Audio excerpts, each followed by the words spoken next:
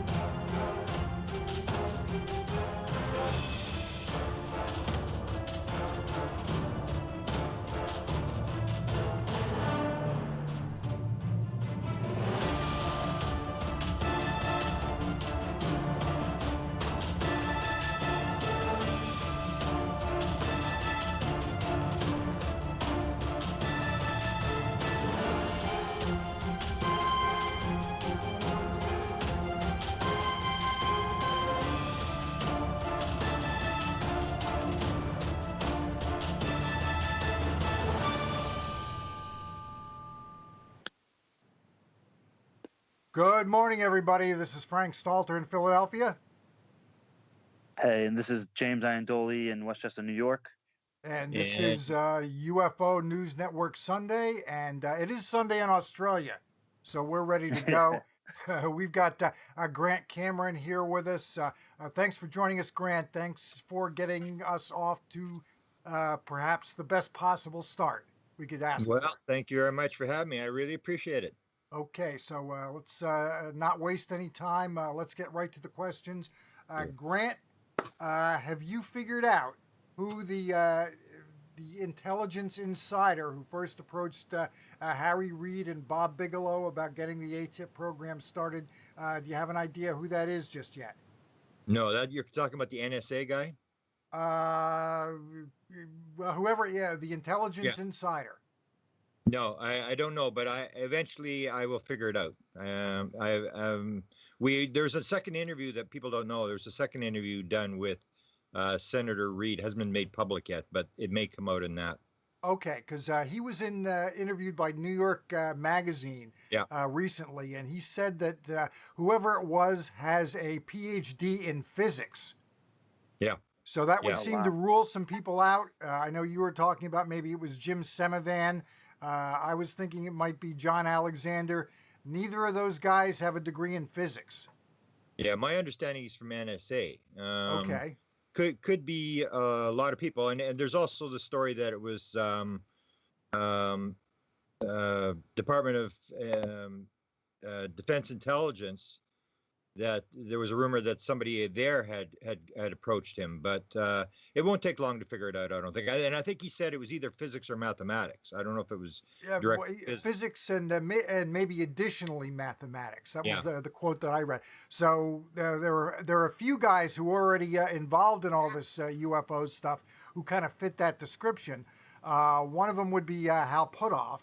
Do you think it's him or not? You think there's a chance it might be him?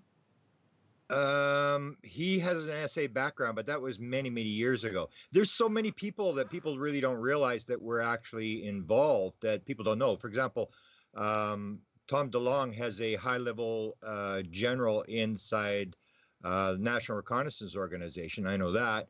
Okay. And if you listen back to Tom DeLonge's interview with Rogan, he talks about being approached right after he puts out the book Secret Machines in April 5th of 2016. He's approached by an intelligence guy. That for sure is Semivan.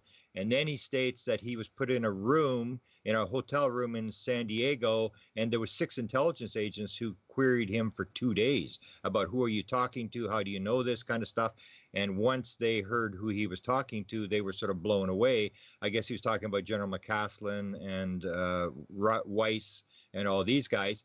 And then if you look back, the story that's being put out is that Lou Elizondo came forward. He's just was retiring, and that's how this whole story broke. And it was just the New York Times doing good reporting, which is not really even close to the truth, because there was the New York Times and there was also the Washington Post. We know that that Blumenthal from the New York Times has a Pulitzer Prize, 40 years at the New York Times. But most people don't realize that the guy that was at the Washington Post, this Warwick guy, had 2 Pulitzer Prizes. And he was also shown documents, and he was also shown videos when this thing set up. And so you look back on that stuff, you start going back and reviewing the old stuff. So you'll go back and review the December 18th New York Times article. It was written by Blumenthal, and he talks about Leslie Kean being in a room, and it was at Pentagon City, outside the Pentagon City, and that there was a number of former and present intelligence officers, and a head of a contractor, a major contractor was in the room. So you start looking and you realize there's a lot of people. I was told, Jim Semivan, as you know, did an interview with my associate, Melinda, and he stated 40 some. I'd heard the same thing. There's over 40 people involved in this thing, and some of them are just academic people like Diane Pasulka, who is sort of involved but not really involved. She's just sort of on the outskirts. They're asking for advice from various people on various subjects, and so these are academics who really don't want to be public, because what you're seeing now is that a lot of them, you take a lot of flack for being in this subject. So a lot of them want to help, but they don't want their name out there. Right. I'm sure you could ask Gary Nolan about that. He's getting a little bit of heat. Oh, I think he's sort of watching his career go up in flames. And I've had contact with him.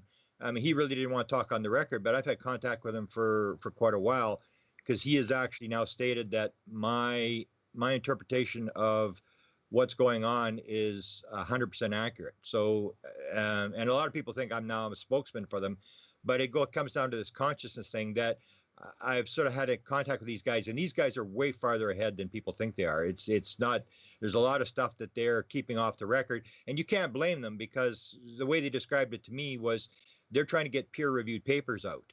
And when you're in that world where the predominant view is the materialistic paradigm, where there are no UFOs, this is totally impossible, this is nonsense, it's very dangerous for these people to be trying to get a peer-reviewed paper out to these very, very skeptical scientific people. And so I can't blame them that they want to sort of be off the record and get it out there. They're trying to do sort of valuable work in terms of establishing that there's a reality to the experiencer phenomena, that these people are actually interacting with somebody with some sort of intelligence. But you take a big risk in a world, especially like Nolan supposedly was nominated for the Nobel Prize. Puthoff was nominated twice for the Nobel Prize. So these are guys who are putting a lot at stake when they put their name out there associated with the UFO phenomena. Right. And it takes a while too, that whole getting published process. It doesn't happen in a week or a month. It's not like getting a feature into a magazine. Yeah, and I've seen, I have an idea of some of the stuff that they're doing and that they're going to put out, and it's pretty solid stuff. It's not, because that's what people say to me. I always say, the basic thing you got to watch in this phenomena now is, like there's 4 different aspects to the stars outline. There's the documents, which are going to be basically theoretical papers on propulsion, which really not going to get you really very far. The videos, I say, are a total waste of time. You can watch those videos for the next 70 years, and it's going to tell you something is strange going on, and we probably didn't build it, but it doesn't. That's all it tells you. It doesn't tell you anything. And then you have the metal, which is going to tell you a little bit more, but it still doesn't tell you who's flying the craft and where they're from and what they want. The only thing that I say is critically important, and they've figured this out, is the experiencer. These are the people who are interacting with the phenomena, who claim that they can bring the phenomena in and stuff like that. So they have spent, and I give them credit, they have actually taken this very seriously, and they have set up some actual tests where they can actually verify that this person is an experiencer. And one example I can give you is that they're doing, as you may know, they're doing the DNA stuff. So there's one experiencer who's highly controversial. People say, nah, it's a scam or whatever. Now, he has volunteered his DNA stuff. So you're going to be able to determine whether this marker exists, because apparently every experiencer has this marker that exists. So you can start to do this kind of stuff where it's not anecdotal evidence in terms of this person said this or they talked to the alien or whatever. They've actually got these two markers, and one is supposedly this DNA marker that appears in all highly psychic people and experiencers, and then there's this brain pattern, which is called the antenna. And that's the important part, is that these people are sort of able to interact with this world of consciousness, higher consciousness, whatever we're dealing with here, and that you can actually verify this. This is what I think these peer-reviewed papers will be, is that these people are actually exhibiting something that you can actually put on a piece of paper and you can actually verify, with numbers and equations. And you're referring to the Kit Green Gary Nolan study? Yeah, that's the it was described by Jim Semivan as not really TSSA. It's sort of a separate group and more secret. And Okay, wow. and I believe they have a sponsor, and it's them. And John Alexander at one point talked about having a sponsor. So I think he's sort of maybe an advisor to this group. And there's also an engineer with Putoff that's involved. So there's a bunch of people. I've heard one particular tape that leaked out. There are a number of people working on this program with these experiencers, and that's sort of known as this thing with Kit Green, who, you look at the two guys that are involved in this program. Nolan, you've already mentioned, but if you look at Kit Green and Hal Putoff, these two guys may have the longest held top secret SCI security clearance in the country. They've had top secret SCI security clearances since the late 1960s. So these are guys who have been involved in the remote viewing program, and I think they've sort of dragged remote viewing into this sort of thing. They're sort of throwing everything that they can think of at this problem of the experiencers and the information that they may be walking around with in their heads. Yeah, so that makes To the Stars Academy almost like sorry about that. That makes To the Stars Academy almost like the tip of the iceberg.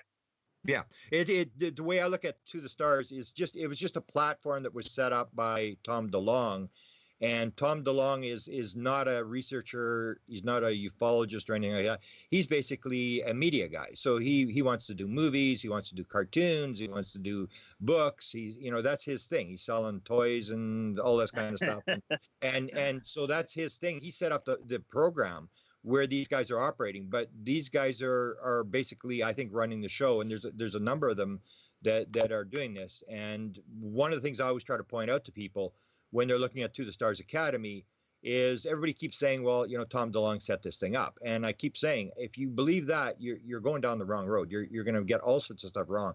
Tom DeLonge did not set this thing up. He started making the queries with this guy from Lockheed, but they set him up. This is exactly Bill Moore of the 1980s, exactly the same thing, where he sort of indicated that he had some input, he had some power, and he made this contact to this one guy at Lockheed. Then that guy invited him to this party that was being held at the Lockheed families in the parking lot.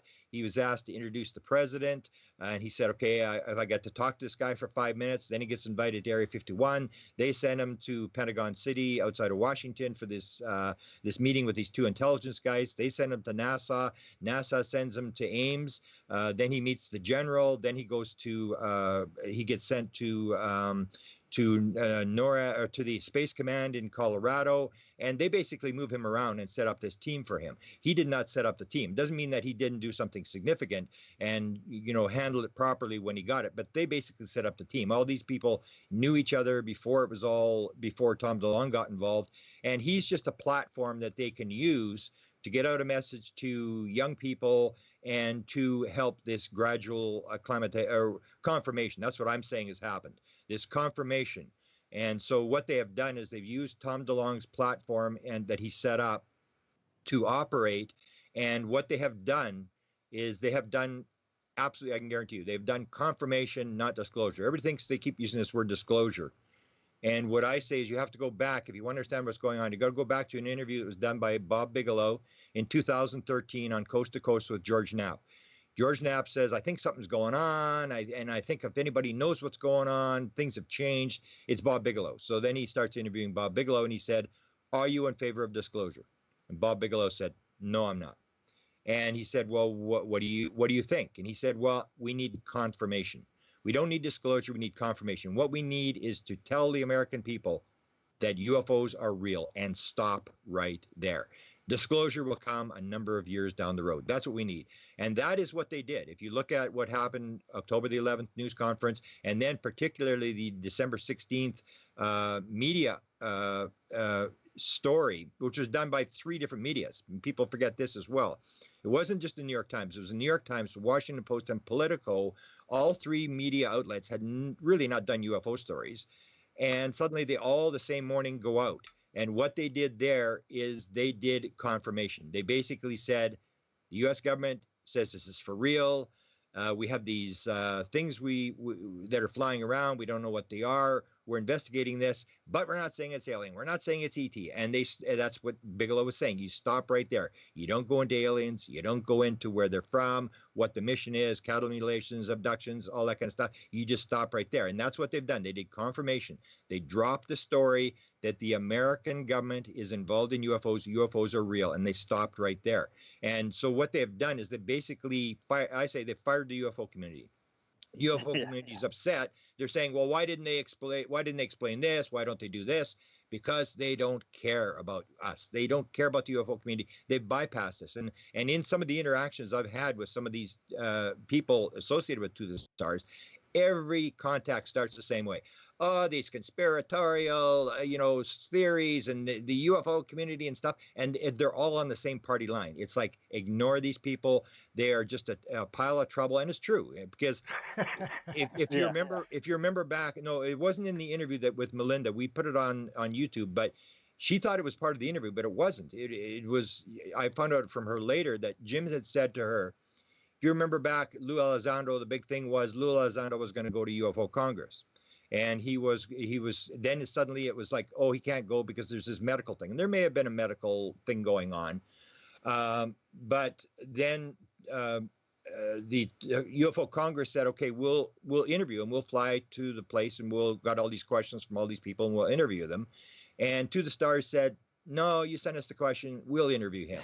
And so they got to pick the question. That's what I call, like when I wrote the book, Managing Magic. That's what's managing magic. That's you manage the story. You control the story. You control how it's coming out. You don't let some reporter who may have some vested interest in asking tough questions to ask the question. So Jim Semivan actually told that to Melinda Leslie, that the reason that Lou Elizondo didn't go to UFO Congress is because he was told not to go. And Melinda, if you interview her, she'll tell you who it was that told him not to go. It wasn't Jim Semivan, but it made sense, because what he was told was, if you go to Congress and you open yourself up, you're going to get all sorts of hardball questions about things that maybe we don't want to talk about right now. And when you answer those questions, you're a counterintelligence officer with the Department of Defense. They're not going to believe you anyway. So why go through it? And I know there is this sort of thing that the UFO community is, they're always asking these questions, and we're sort of like, there's every theory in the world, all sorts of crazy theories, and you have to deal with all the crazy stuff. So what you do is you manage the magic. You manage the story. You make it come out the way you want. So you go to the New York Times, you go to the Washington Post, you go to Politico, and you say, we got this story. And all 3 of them did. If you take a look what's happening now, we cannot get any confirmation of this thing. We cannot get any confirmation that there's an AATIP program. We cannot get any confirmation that there's any documents. The Department of Defense has said repeatedly, we did not release any videos. So it's a dead end. But the thing is that Politico, Washington Post, and New York Times ran with the story. They would not have run with the story unless they had 2 independent sources inside the Pentagon who verified this thing was for real. So what they've done is they've gone to the media. They've said, off the record, this thing's for real. So all 3 media run with the story. They put out the videos, and the UFO community can't confirm it. But what you get is, if you look at the story, CNN, Fox, all these people, it's the same thing. They've got the media on a leash. They've got them exactly where they want them, because the story always starts the same. For example, the 3rd video that came out. So you get CNN, Fox. So they write the story. They say, oh, the Defense Department has released another UFO video. And it's not true. But that's the way the story is now being spun, is that the government is doing UFOs and they're releasing these videos. And yet when you try to confirm it as part of a UFO community research effort, you cannot confirm any of it. I mean, John Greenwald, who's the expert 8,000 FOIs, is absolutely stonewalled. He cannot get anything and is very frustrated. Robert Powell has been filing for a couple of years. I had the reporter who did ask the first question of Hillary Clinton, Damon Steer in New Hampshire. He filed right away. I talked to him right when this event happened and said, can you file FOA? He phoned the Defense Department before he filed, and this was back in December, and they said, I'm sorry, sir, we did not release any video. And he said, well, who do I file the FOA with? And they said, sorry, sir, we cannot help you. We don't know. We did not release any video. So that's basically what they've done, is they've managed the story by putting it through reporters who are off the record as to who confirmed this thing to them inside the Pentagon. And now everybody in America, and I bet you with this confirmation, I'll bet you it's 5 to 10% of people in America who have changed their opinion, where they now say, oh yeah, the government's doing UFOs. Yeah, it's for real. They've shifted the opinion of the public, and down the road they may go to the next step of what's actually going on. Well, real quick, Grant, as far as those videos are concerned, the Go Fast and the Gimbal videos, the same voices on there saying, my gosh, there is a readout that, to the best of my knowledge, relates to the infrared setting in nanometers, 1688 on both videos. Do you know whether or not those two videos are from the same incident, the gimbal and the Go Fast? They both are. Yeah, I think they're both the 15th off the East Coast. That was the rumored story. What I think they may have done, and when they first did the news conference, October the 11th. I and other people knew that Nimitz video had already been out in 2007. Right. So when I did one of my updates, I actually played the Nimitz video because I got this Giuliano Marokovic in Europe, who's absolutely knows where every video and audio and everything. He's absolutely fantastic guy. He's good. So he told me where the archives, where to find this thing. So I pulled it and I played it. And what you see is, if you see the video released by To the Stars, like they're saying, oh no, that's one of the things they said was, when is the UFO community going to get to the fact that this thing's for real and quit questioning these videos like a bunch of conspiratorial tinfoil hat guys? And that was the kind of reaction I was getting from them. It's this party line. It's like the UFO community is just a pain that they're hard to deal with, and we don't need to deal with them. We don't need to prove it to them. But when I played the Nimitz video in October on one of my updates, then you played the To the Stars that has that vacuum cleaner thing going in the background. And when Eric Davis was asked about it, he said, well, that was an open mic. The guy left his mic open. But all three videos have that noise in the background. So what we're saying, all three F-18 top fighter pilot guys left their mics open over like 11 years or whatever. And what I think it's like, when I wrote Managing Magic, because I say this has been going on since 1947. They've been doing this. They've been gradually, there are people inside the government who want this story out. So they're gradually leaking this stuff. But what you do is, I call it the high hurdle, is when you've got a legitimate video, how do you get it out?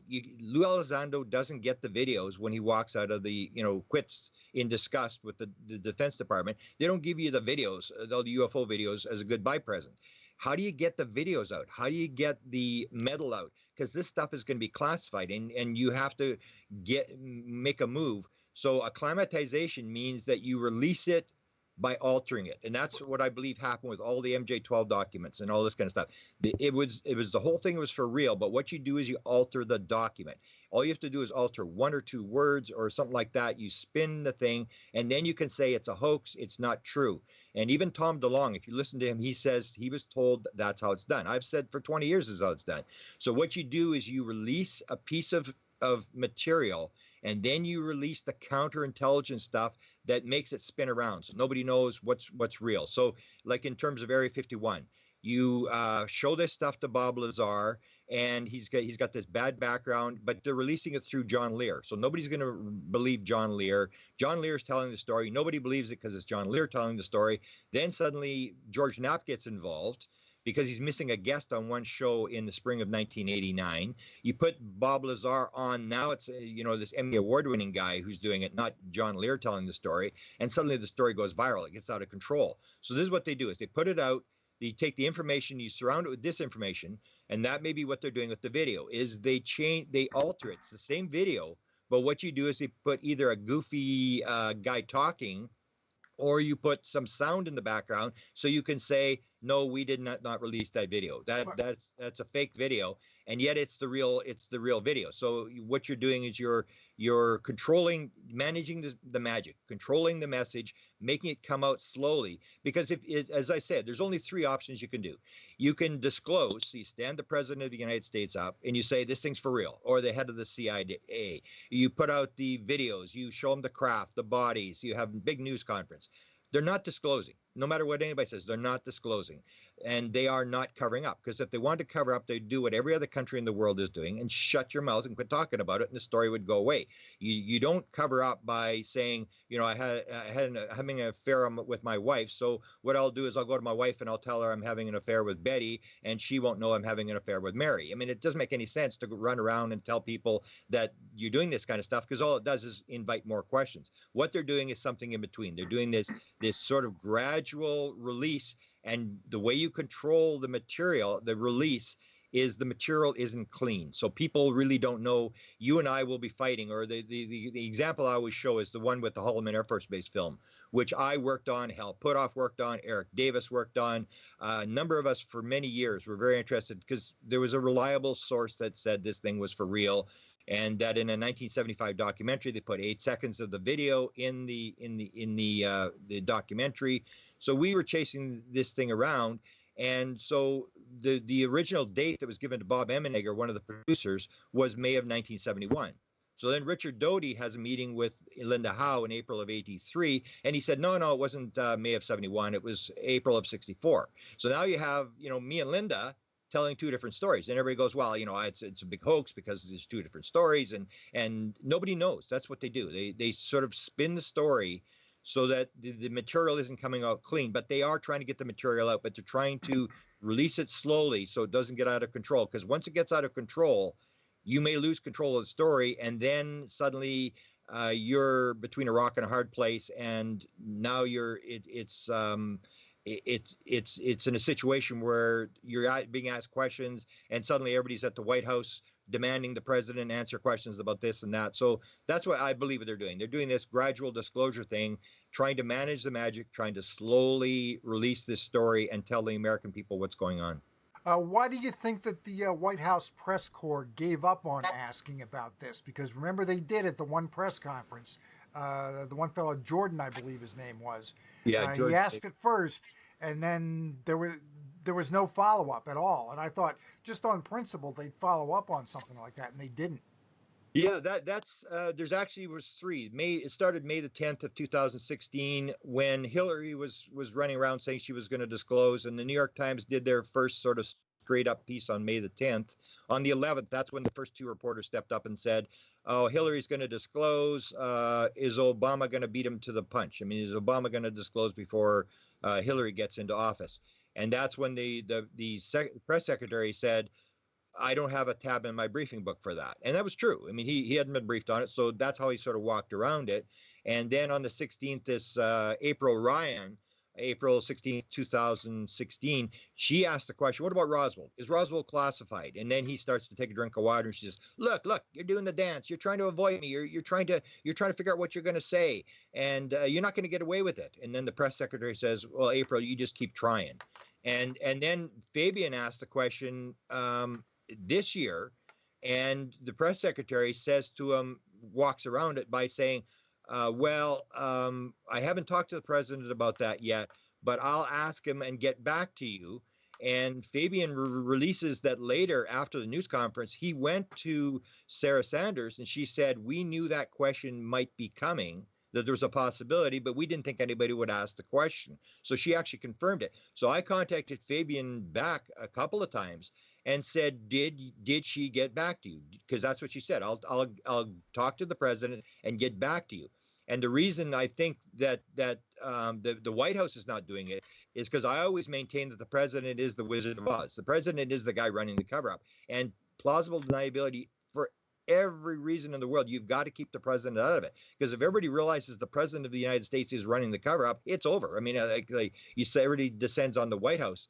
So you have this thing that the president's an idiot. He doesn't know about Russia. He doesn't know about Iran-Contra. He doesn't know about Whitewater. He doesn't know about Monica Lewinsky. He doesn't know about UFOs. He only knows about good stories, things that happen good. That the president knows that. Anything that's bad, the president, you have this plausible deniability where you sort of protect the president. So what they're doing is they're protecting the president. What happens in the White House press corps was described by Deborah Orrin. And Deborah Orrin was a conservative. She wrote for the New York Post, was really against Clinton, was part of the breaking of the Monica Lewinsky story, hated the Clintons. And so in 1997, most people don't realize there's almost never a question at the White House press corps. So there was 1997, and then not until Hillary event in 2016, there was another question asked in the White House press corps. So Deborah Orrin tells the story that when Hubble came out in 1997 with his book Friends in High Places, he says, Bill sent me out to find out who killed JFK and are there UFOs.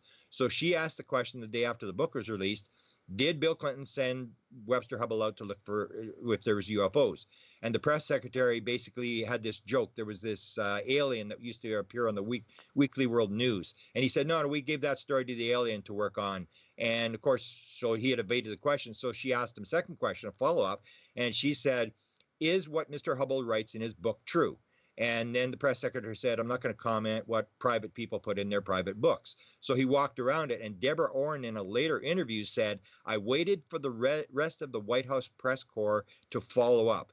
And they just all rolled over and played dead because they were afraid to lose their White House press credentials. And that's the whole thing. If you spend your time and you start, in a small town newspaper and you work your way up and, you spend 20 years and suddenly you get the pass to be in the White House press corps, you don't want to be the guy to ask the dumb UFO question. You want to ask about, Somalia, what's the economic situation in Somalia, or something that makes you sound like you're really smart. Nobody wants to ask the UFO question. And Billy Cox, who you've probably interacted with, told the story of when Robert Gates appeared.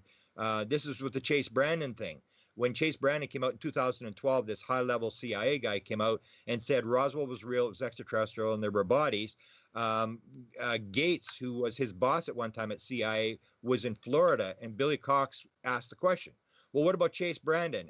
And he told the story that as he was asking the questions, he could actually feel the reporters moving away from him. And it was that kind of thing. It was like, oh, he's going to ask the dumb UFO question. And everybody wants to be cool. So if you're in the White House press corps, you want to be cool. You're not going to ask the UFO question. And even I asked Fabian, and he did an interview later about asking this UFO question. And he was asked by his news outlet, and he said, I would never ask the question again.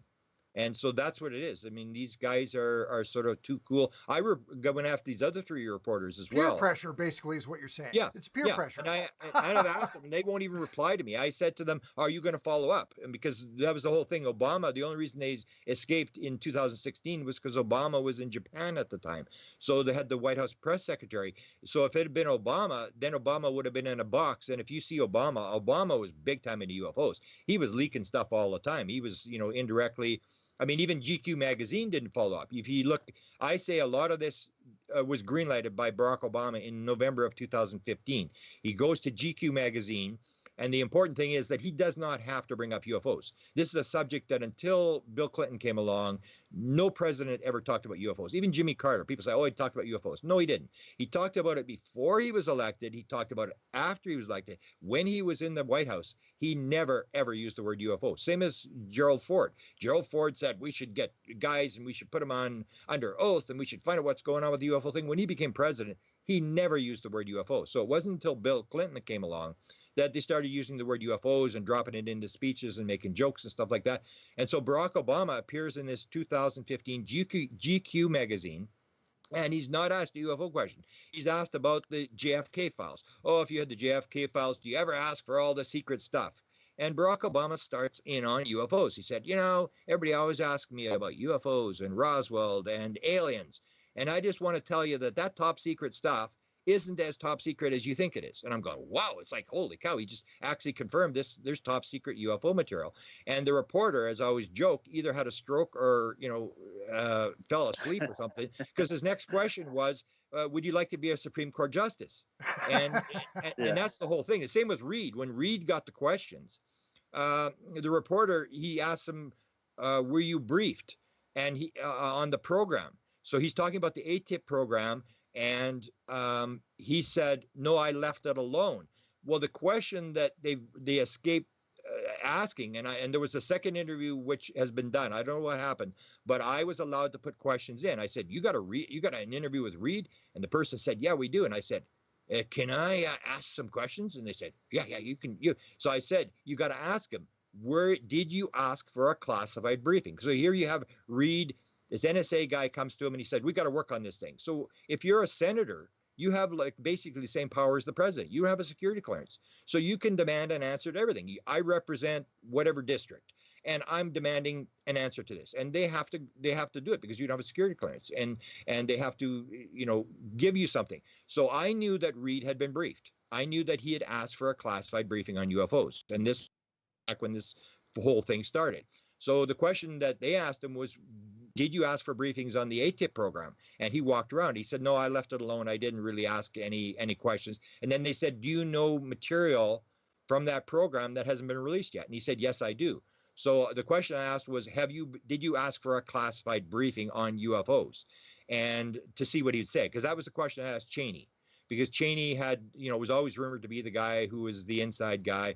And that was the question I said to him when I got him on a radio talk show in 2001. I said, in all your jobs in government, have you ever been briefed on the subject of UFOs? If so, when was it and what were you told? I don't care if you believe in UFOs. I don't care what you think about UFOs. I want to know, on the record, did someone walk in your office, swear you to secrecy, and give you the briefing? And the briefing will be the truth. It will be what's actually going on. So that was the one question I suggested to Reed. The other question I asked was, because he was a major supporter of Hillary Clinton, and there was always this story, what's Hillary doing? Is she disclosing? Is she trying to get the UFO vote? There's all this controversy. So he knew Hillary very well. And so the question was, did you talk to her about UFOs, and what was Hillary actually doing? Was she part of this disclosure effort? Because that is why I believe there was this huge delay. I was told that this thing was going to break. I've known about this story for a number of years. I was told that this story would break in just before Christmas of 2016, and nothing happened. So and that was because Hillary lost the election. So when Hillary lost the election, I contacted the main source that I had, and I said, so what happens now? And he said, oh, nothing's changed. It's actually more intense than it was before. They're moving, but they had to shuffle the deck. They had to figure out what are they going to do. Hillary's not part of this thing. I believe Hillary was going to be the sort of the person that was going to headman this whole gradual disclosure thing.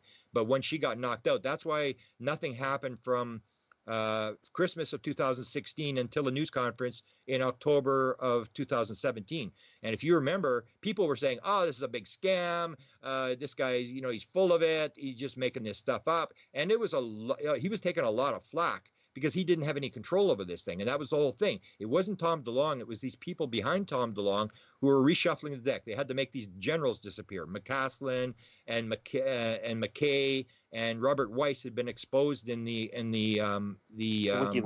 WikiLeaks thing. So they had to make these guys, and these guys are still around. No matter what anybody says, these people are still around. They have not left. They just had to move them out of the scene. It was like, so they just sort of leaked this story. Well, these guys were sort of exposed. Now they're really not involved. I mean, these guys, this McCaslin guy is, according to DeLonge, he set up the whole team. He's the main guy. And if you look at the WikiLeaks thing, there's actually a memo in there where he's telling the White House what to do. You do this, you do that. You've got to drag in NASA. He's basically wrote a memo on how to do this sort of thing. So these guys are still around, and that's why there was this huge delay, is they had to reshuffle the deck and figure out what they were going to do.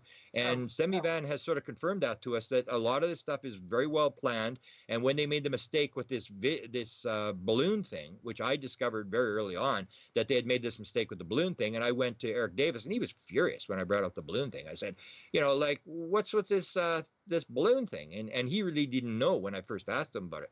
And so Semivan said they're learning from what they're doing. And I believe, like when I asked Melinda Leslie, I believe a lot of these guys are legitimate guys who are trying to get out the story. Most of these guys are experiencers. Jim Semivan's an experiencer. Gary Nolan's an experiencer. According to Jack Sarfati, who's an experiencer, Hal Puthoff told him a story that indicated he might be an experiencer. So most of these guys are guys who are they're interested like you and I. They're down the rabbit hole. They're trying to figure this thing out. And they have made this move to move the football down the field. So, so when you get Semivan describing this to Melinda, I said to Melinda, because Melinda can be very conspiratorial and doesn't really believe what the government's, because she's been involved in all this really dirty Millabs type stuff. So I said to her, my first question after, because I knew the interview was happening, I knew long before, and we can't really go into who set up the interview. It was very interesting who set up the interview. But I said to Melinda, my first question is, okay, so Melinda, you had a meeting with him, because I knew about Semivan since middle of 2015, and everybody that deals with Semivan says he's the greatest guy. He's absolutely down to earth. He's honest, all this kind of stuff. So I said to her, okay, so you met with a guy. You have, you've always had this thing that, the government is up to no good or whatever. They're doing this kind of stuff. So what do you think? Good guy or bad guy? And that's when she made this famous comment. She said, I'll tell you what, Grant, I didn't drink the Kool-Aid, but I had a sip. So it was sort of like, once you actually meet these guys, that's what I found too. I mean, I can tell a funny story that if people want to check it, they can actually figure out. One of the people, and I know how deeply he's involved in the DeLong thing. I know he talked to DeLong. I know when DeLong was at NASA, he met this guy, and this guy's an experiencer who I've talked to. He's very much into this thing, trying to figure this thing out. When I was on Dark Journalist, he was actually phoning questions in, and the first question he asked is a question that's got nothing to do with UFOs, and that was basically just to tell me, hey, guess what, I'm here, and it was just amazing that these guys are people who most of them are experiencers, I believe, and they are trying to get this thing out, but you have to work within the classified world. You have to protect your security clearance, and they're doing it according to the law, which is one of the questions I asked Melinda, which she really didn't get an answer to. My main question to Semivan is this thing legal and constitutional? Are you obeying the law and following the Constitution, or is this some sort of rogue thing where people are just doing what they want? And if it's done by the law, then it's what I think has been going on for 70 years, is that the president's hands are tied. This thing is highly classified. The Canadian government top secret memo of 1950 said it's the most highly classified subject in the United States, and you have to figure a way to do it and protect the classification, which has to do with weapons and militarizing this thing and stopping the Russians from getting it and stopping Al-Qaeda from getting it and all those things that go as part of this thing that people sort of ignore. They just want the answer. It's sort of like, we got 2 cars and a house, and our kids are in school and everything's going great. Now we want disclosure. We want something, we want some new entertainment and something to, whereas to them, it's a very key element that has a lot of military applications. The telepathy thing, the ability to talk in people's heads, the ability to move through time and space, go through walls. You look at this kind of stuff and you can see why they would be covering this stuff up. Doubling back to the original fellow who had contacted Reed and Bigelow, another guy who fits that description with the degree in the doctorate in physics and a long-time interest in UFOs is Ron Pandolfi. Now, is the criticisms he's laid at Puthoff and the criticisms of TTS, is that just a smokescreen, or is that legitimate?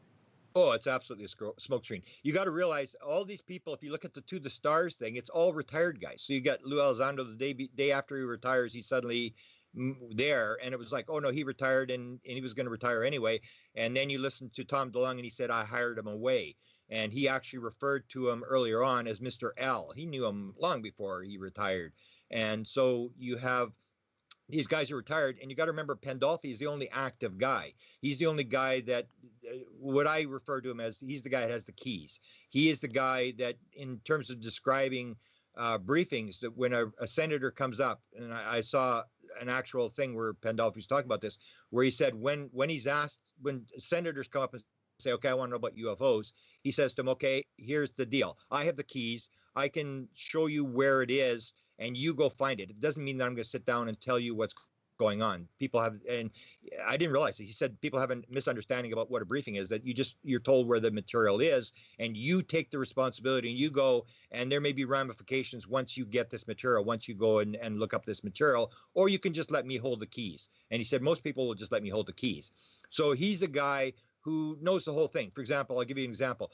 When I knew about Jim Semivan back, I first heard about him at least in summer of 2015. And I knew he was this high-level super guy who was an experiencer, had the beings in his room. I knew the whole story and how he had interacted with a lot of very high-level people and were telling him this thing was true and that the president might have been abducted and all these kind of things, that this is a high-level guy. So when I brought it up with Pandolfi's spokesman is this Dan Smith. And Dan Smith is the same thing as leaking the story to John Lear. It's like, oh, Dan Smith, how you don't listen to Dan Smith? The guy's crazy. He's talking about the end of the world. He's into philosophy. Yeah.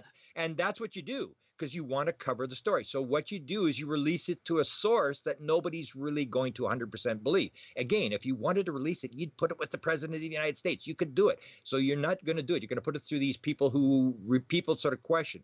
So Dan Smith is sort of his spokesman. And I remember when I first brought up Tom DeLonge, Dan Smith didn't know who he was.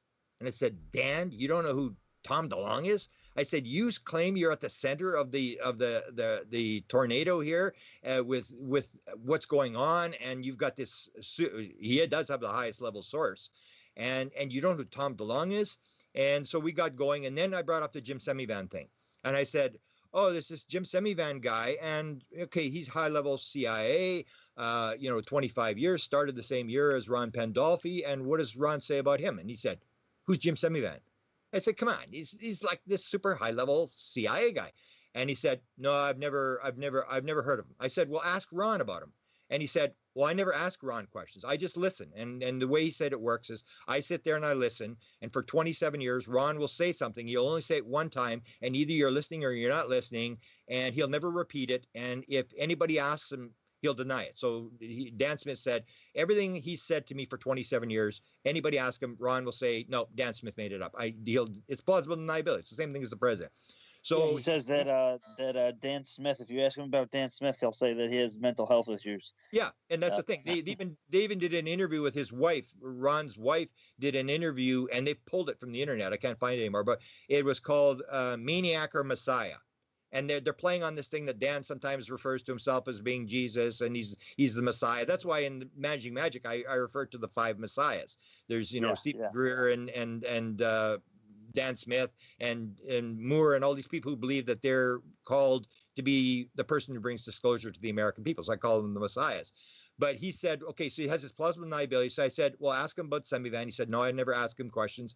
And said next day on Open Minds Forum, suddenly here's Jim Semivan. And his name had never been exposed. I had been told, I'd figured it out. I wasn't even told what his name was. I just was told what his first name was. And based upon stuff, I figured out who he was. And so then I'm going, oh my God, I shouldn't have used his name. Now his name's on Open Minds Forum. And within an hour, it was off Open Minds Forum. And Dan posted, he said, Ron has told me to take this off and quit posting material, quit posting lies from loons. Because if you know, Ron Pandolfi's statement is that everybody in the UFO community is either a loon, a crook, or worse. And I'm actually one of the few people who ever took off the loon list. He said, no, Grant's not a loon. But in his days, he was calling me the loon. And so I went, oh, great, because he took off Semivan's name. So then when I went back and I was talking to him again, and he said, well, no, he said Semivan doesn't exist. And I said, well, Semivan does exist, Dan. Let me tell you, he exists. No, he doesn't. And it went on. And then he actually made me, he wrote me and he said, I think you should quit using his name. I don't think it's proper. He does not exist. That's not true. You should stop using his name. And I said, well, do you want to see a photo of him? So I started sending photos, and then suddenly it changed. It was like, oh yeah, and both Kevin Elber, who he's doing projects for Ron. In fact, there was an event that happened yesterday, which remind me if I forget, an event that happened yesterday with Kevin Elber, who was working with Ron. He's from LA, sort of a producer from LA, and Dan, and they both started saying that Ron had said, oh yeah, Jim Semivan does exist, but that's not his name. And I remember arguing with Kevin Albert. I said, well, unless everybody in his family changed their name on Facebook, you go to Semivan's Facebook page and he's got like 50 Semivans on there. I don't think everybody changed their name. That is his name. And there's still now, I think they've actually sort of now admitted that he exists. But there was this deal. It's like, and when we asked Semivan about it, that was one of the questions I had for Melinda, and she asked Semivan about it. What about Ron? Because Ron's calling you guys a bunch of crooks and this is all a scam and whatever. And he said he has to distance himself. That was what Semivan said. Yeah, it makes sense. He has to distance. He can't be part of it. He's the guy so it's a balancing act. It was the same thing. You put out the information and then you discount the information with counterintelligence. So he comes out and says, hell's the biggest crook that ever lived. It's a big Scientology scam, all that kind of stuff. And everybody starts to wonder, well, maybe hell is he was in Scientology. Maybe he is a crook. Maybe this is going on. And they throw the doubt into people's minds. So nobody really knows for sure what's going on. Because if you really wanted, they would make an announcement that Hell Put Off is a real guy and that this program's going on. But they do this down the road in between thing, this plausible deniability, gradual drip confirmation stuff that they're doing. Grant, I had a question about Ron Pandolfi. Do you think that there are unacknowledged programs that he's not aware of, or you think he's the kingpin of the whole thing? My understanding is that when it comes to, and he described it in 1991 to Dan Smith as phenomenology. That's another thing I always point out to people.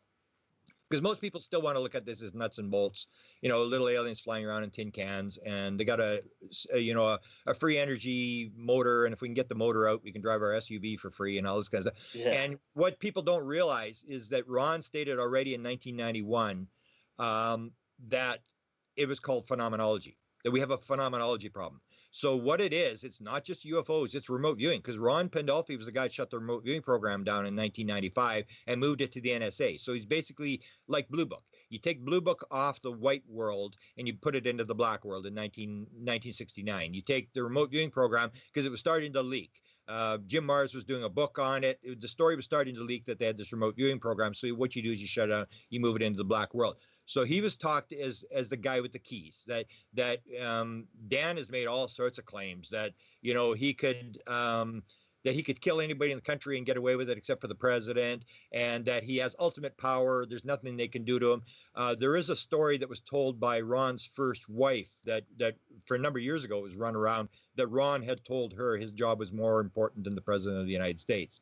So that's my understanding, is that he does have this very, very high level security. Because what you need is what's called the keeper of the weird. You need somebody who controls the classified material, that is the go-to guy. So when you see the Rockefeller Initiative documents in 1993, when Bill Clinton's science advisor heard that Rockefeller was coming to the White House and they couldn't stop him, he asked for a UFO briefing, and it's in the documents. There's no doubt about it. It was given to Ron Pandolfi, and because Ron Pandolfi could not acknowledge that the CIA was doing UFOs, that's when he gave it to Bruce Maccabee, and he phoned up Bruce Maccabee and he said, "You got to write a briefing for the science advisor to the president. You got 24 hours to do it. It's got to be in by 7 o'clock tomorrow morning." And he stayed up all night and wrote this briefing document, because you can, and then you go in the back door and you do the private briefing in the back door, but you can't do it publicly. So there's so many indications that he is very high level. And before him was Kit Green, which is why the To the Stars thing is so important with the Experiencer thing, is that Kit Green was the guy who ran the program before Ron from 69 to 83 or 85, either of those 2 dates. And the guy before him was Arthur Lundahl, who ran it. He's the guy that did the photographic analysis for the Robertson Panel report in the 1950s, ran a Navy photograph lab, and ended up running the National Photographic Interpretation Center for the CIA, which was the lab that analyzed all the U-2 SR-71 and all the spy photographs. And he was the guy that ran the Weird Desk back then. So you have these guys that are sort of in charge of the classified material. And so when Ron says, like, as soon as, if you remember back, as soon as the thing was released, we were actually helping Dan Smith get online, because every time I talk to Dan, something breaks and I go, okay, so what's Ron say now? And then he goes and asks, he'll ask Ron, and I try to find out, what's the reaction from Ron Pandolfi. So on December the 16th, we were helping him get online to watch, it was October the 11th. We were getting him online to watch the news conference. We knew it was coming up. And so then within an hour, maybe 2 hours, he was back to us and said, Ron said this is a Scientology scam and all this kind of stuff. And Ron actually put it on WikiLeaks. They actually had the posting on WikiLeaks. And Ron, I'm sure Ron wrote it because it was Ron's deal about the Scientology scam and they're using people and stuff. So right from the word go, Ron was putting out this counterintelligence thing, like hours after. And he basically said, and there may be some truth to it, is he said that it was done in front of a simulator. These videos were actually done in front of a simulator. And that's where I sort of got on this idea that, because when I first saw the video, I go, like, how could they hoax something like that? That doesn't make any sense. And then when he brought up the simulator thing, and I'm thinking, oh, maybe it's the same thing as the MJ-12 document. Maybe they're releasing something that is pretty true, but it's not 100% true, and they can do the plausible deniability thing and say it's a hoax. Real quick, have you been able to find out if AATIP looked at all? It was what was probably the biggest domestic UFO case while they were running, which was the Stephenville case in 2008. Well, what you got to remember is that like they have the skiffs now, like Bigelow built these skiffs to control all the classified material. And if you listen to some of the interviews, Bigelow basically controls everything from 2007. This would be my personal impression. He controls all the UFO material from 2007 on. I mean, all the Federal Aviation stuff. He bought up all the Carpenter abduction files. There was an effort to try to hire all the free people who have the 4,000 contactees, experiencers, the Free Foundation. He bought up all the stuff from Project Plate. 15 hours of video from was it Brazil with this 1977, 78, all the videos and the photographs and all the documents. Bigelow was buying up everything. He bought up, and I knew this back in the 1990s because I was going after some files of a guy named Von Kavitsky. It was a guy, he was a major a major from Hungary who was working at the UN, who was writing all these letters to the president. And I knew I was into the president. So I was trying to get his files when he died, because he would attach all these UFO documents to these requests to all the different presidents. And I was told that Bigelow had bought the files.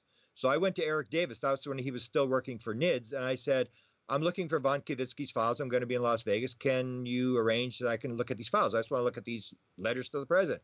And he said, oh, and he comes back and he said, oh, no, Bigelow doesn't have those files.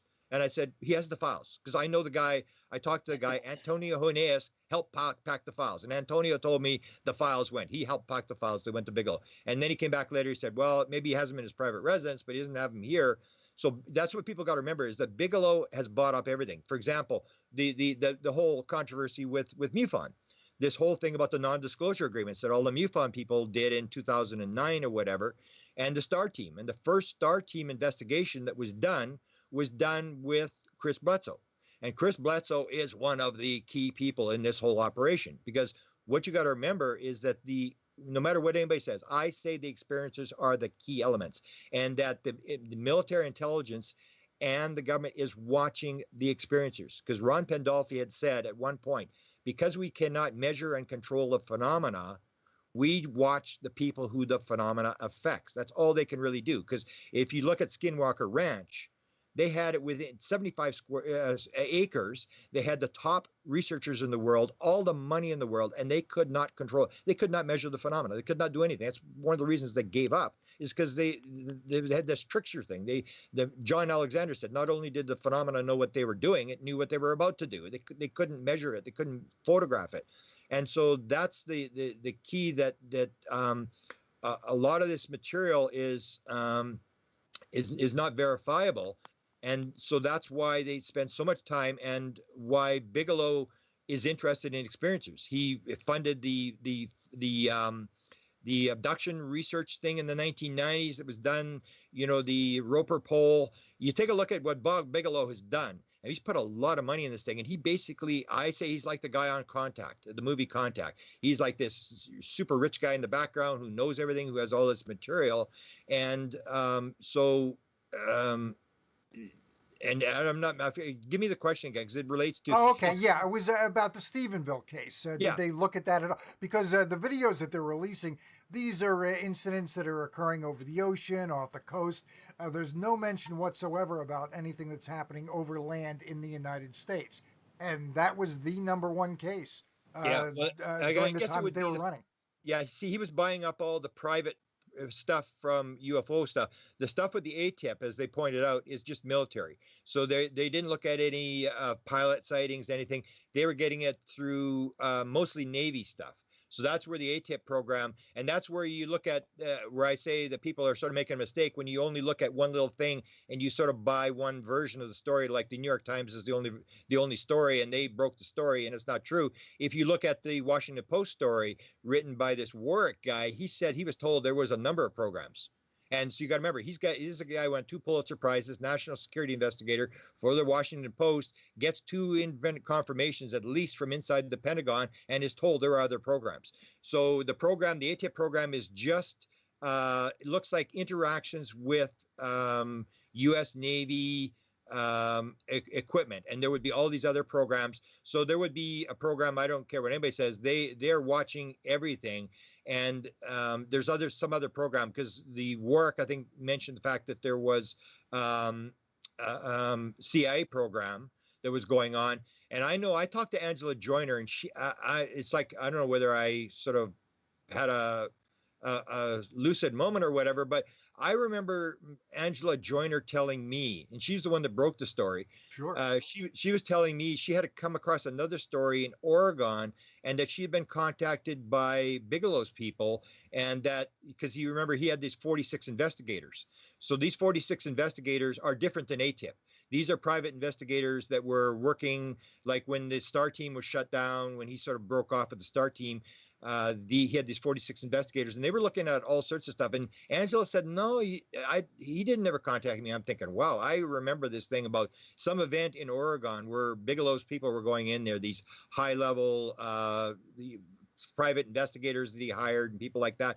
And I talked to Michael Lee Hill as well. And Michael Lee Hill his claim is that his father is Eric Clapton. He's an experiencer who had these experiences, UFO experiences over Lake Erie. He's into the Anunnaki. Claims he was contacted by the NSA, this guy inside the NSA. And I did an interview with him, which I put on my White House UFO YouTube channel, where he talks about being contacted by Bigelow's people, and that they were telling him stuff about the inside stuff. So that's what you got to remember in this whole thing with different sightings, is that the amount of material that Bigelow has, when I heard what he had from this Brazil thing, I mean, it was like thousands of pages and all the videos and all. I mean, he's basically got probably 1,000 times more material than people know. They just think he's got a couple of documents. This guy has been collecting UFO material for many, many years. You got to remember, when he had the NIDS program, he had the top guys. It was all these Avery guys like Kit Green, and there was a story that Pandolfi was. I'm not sure if Pandolfi was involved, but Kit Green and Jacques Vallée, he had the top people who he was picking their brains. He was bringing them in for a couple-day conferences 6 times a year into Las Vegas, and they were going through all this stuff. They did all the cattle mutilation stuff. He had unlimited amounts of money. And so anything that is of any importance in the UFO field, I can guarantee you that Bob Bigelow has spent a lot of money trying to get the actual data from those cases. Now, what do you think he plans to do with all that data? Well, to him, if you listen to the 2013 interview, he said, and companies get it, and it will be proprietary, and that's the way it should be, because they spent money. So basically, you have a situation where you have the government wants Bigelow. Is, if you go back to, there's a statement made by Stephen Greer back in the days of Clinton, where he claims he got this briefing thing to Bill, and that this friend of Bill comes back and he said the president can't do it. He's going to end up like JFK. He can't do it, but you can. And so people got to remember this, is that what the government, I believe, is trying to do is they're trying to distance themselves from the disclosure. So Bill is saying, I can't do it, but you can. And I've been told this as well. It's this idea that what you're doing, I think they're doing, is they're moving it into private industry. So they're moving all this stuff into Bigelow Aerospace. He controls all this material, and then it is Bigelow that discloses, and the government is off the hook. The government doesn't want to be the people, almost like Hillary, where she never, ever brought up the UFO subject. She only answered questions. It's this idea that they want us to force the issue. They want us to bring the disclosure to people. They can't do it because of this classified thing, plausible deniability, all this kind of stuff. And so that's what I think is. And so Bigelow controls it. Now, the Greenwald is saying that even though he controls it, the reports are still have to be brought out.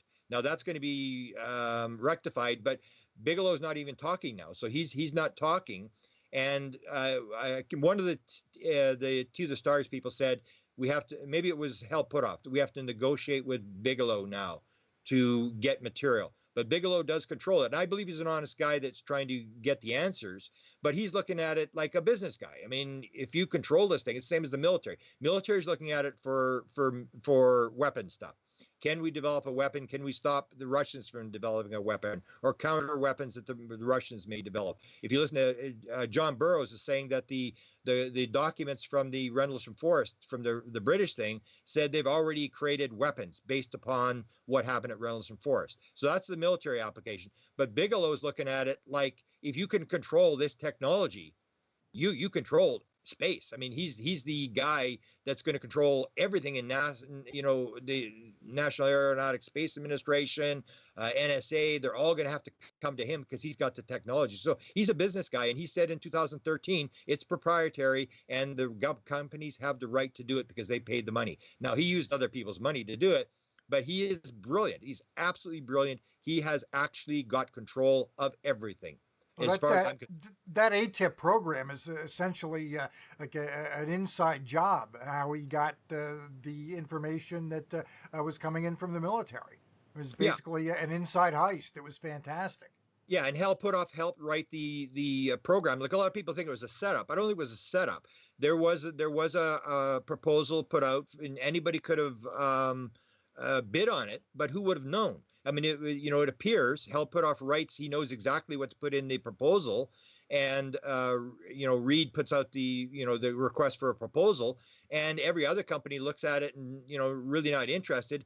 They've got the inside track in the fact that they know what this program is going to do. So they write the thing, and I think they legitimately got the right to this AATIP thing from 2007 on. And as it's been pointed out, it's still going on. And I think Puthoff actually said it's intensified, that it's actually more intense than it was when they were running the program. But as the Washington Post, you're talking about field incidents now. You're talking about sighting cases that are happening, in the moment, basically. Yeah, with the military stuff, because it seems like they're interacting with, and that's this threat thing, that they're interacting with military, naval carriers and stuff like that. And if you listen to Tom DeLonge is saying in 2013 they shut down like a huge proportion of all the nuclear weapons on the submarines around the world, and they affected the satellites that were sending the information to the submarines. So you have this interaction. I think that's what the AATIP thing is this interaction with military units. So there'd be all sorts of different things. Like the experiencer thing, I'm sure is this program, because John Alexander in one interview is asked, why did you go see Chris Bledsoe?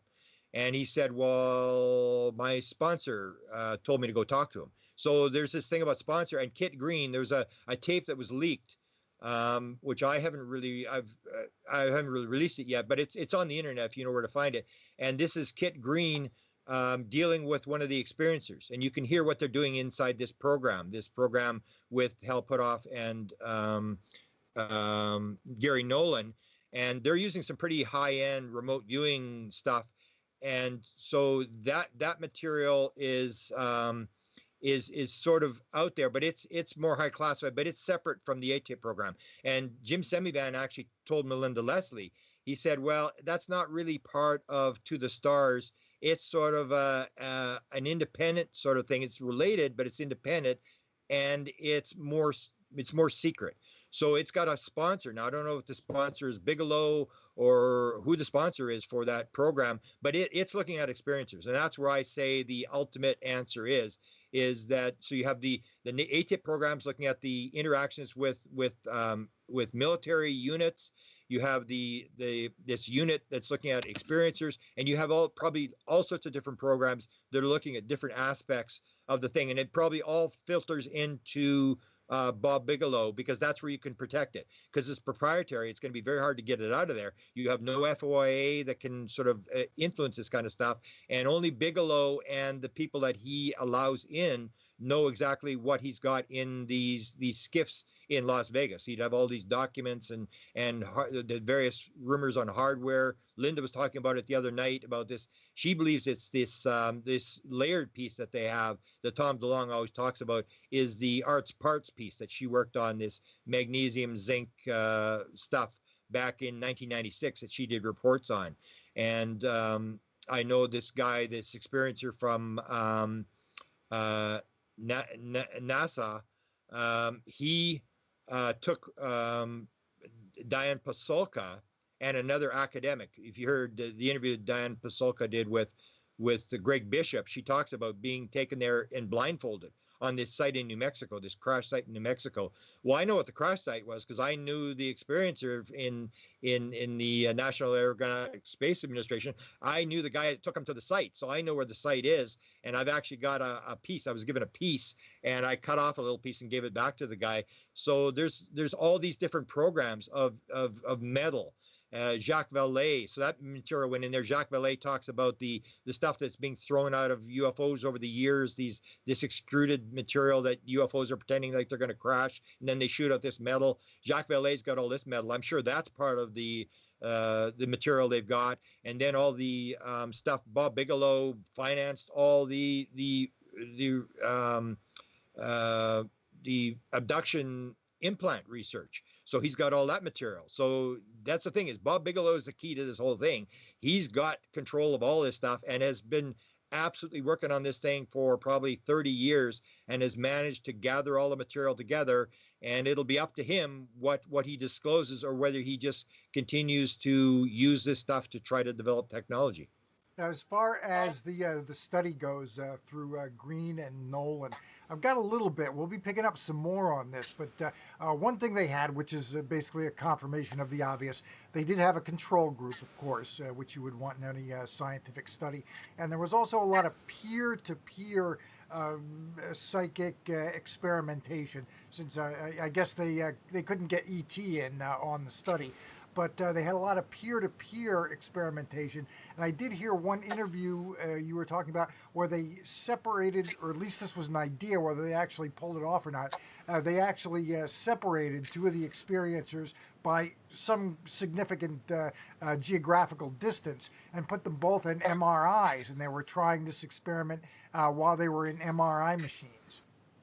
Do I remember that correctly? I didn't hear that. Somewhat new. I knew that Kit Green, if you go and you can actually search it, MRI Kit Green China. There's a guy was with the Chinese Academy of Sciences, and Gary Beckham. So put Gary Beckham's name in there in the search. MRI and Chinese Academy of Sciences, and it'll pop up an experiment that actually Gary Beckham set up this. So Kit Green was trying to run this already in 2008. And Beckham said that Kit Green never really talked to him after he put this article public. And it talked about two psychics. So it wasn't talking about experience. It was talking about two like remote viewing psychics in the MRI. One would be in China, one would be in the United States. And what they're looking at is this non-local thing. So when they send the target from one to the other, and they have them in the MRIs, is it an instantaneous transfer of information?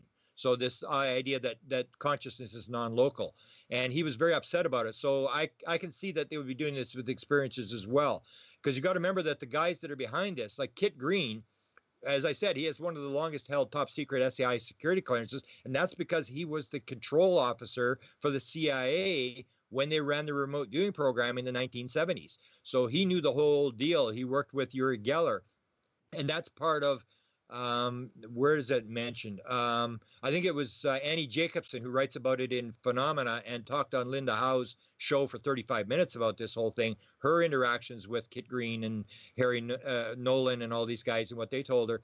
And that was that it's not just they're looking for this DNA marker, and it's not just experiencers, but it's also highly psychic people. So they've got Uri Geller's DNA. Of course, Uri Geller is probably an experiencer based upon what he's been talking about. Ingo Swann, Joe McMoneagle, all these guys, and they're stating that there's this similar marker in all the whether it's experiencers or remote viewers. So it doesn't surprise me that they're going to do all these kind of remote viewing experiments, because the tape I heard that was released, and Kit Green doesn't want to comment legally, can't comment on it, because it was the person who's they were working with that released the tape. It wasn't Kit Green that released the tape, so he can't comment on it. But in that one, what they do is they give all the various, because they've got all these experiences. When I first heard about this in 2015, I heard about this thing.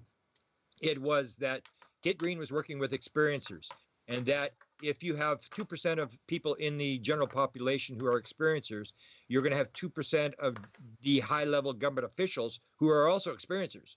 So you may have the vice president or the president come and say, last night I had this dream and I was on this spacecraft on a thing and there was these gray aliens and stuff. And when that happens, this is what I was told in 2015, they send you to Kit Green. And Kit Green is working on a contract to the CIA. And he's, a physiologist. He's an expert on MRIs. He's an expert on brains and stuff. And so you send these people to Kit Green, and he determines, is the person hallucinating? Is the person crazy? Or is the person an abductee? And because you basically want to know or is the Russians got him? Did the Russians get into this person's head? So they send these people. So in 2015, I was told he had 40 people. Now the latest interview that Tom DeLonge did with Joe Rogan said there's a couple hundred. So looking at these people who have been injured, but also very highly psychic people. And in this tape that was released by one of the people that was in the experiment, what they did is they gave people target numbers. So there was 001, 002, and whatever. And then they would take remote viewers. And according to what I was told, the remote viewer the two remote viewers they were using were up to 90% accurate on the material that they could verify, 95% accurate. So what they would do is they take the remote viewer and they would give them the target number of the experiencer, and they'd say, okay, tell us about this person. And then they would describe the person, and they would verify how much of that material, and then they would say, okay, so who are they interacting with? And on the one tape, I don't know if you've heard this tape, on the one tape, they're talking about this portal. They're dealing with this alien species, and there's a portal off the coast of California and stuff. Just really fascinating stuff. And it's Kit Green running this experiment. So they're on the sort of the leading edge of trying to use remote viewers to try to get material out of this. And that's what I said to people, is that the experiencers are the key things. That if you look at the free information, 42% of all experiencers say they have mathematical, technical, or scientific material that's downloaded into their head that they didn't get in school, or that 40% of all experiencers say at one point during their experience they knew the answer to everything in the universe.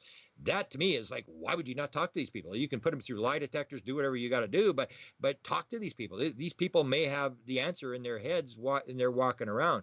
So they're sort of on the leading edge, and a lot of that stuff, they're just experimenting. And I feel sorry for them, because they're trying to stay inside the scientific world where this stuff is all frowned upon, and they've got these people that may have answers in their head, and they're trying to figure out what's going on. And it all comes down to what I call the antenna.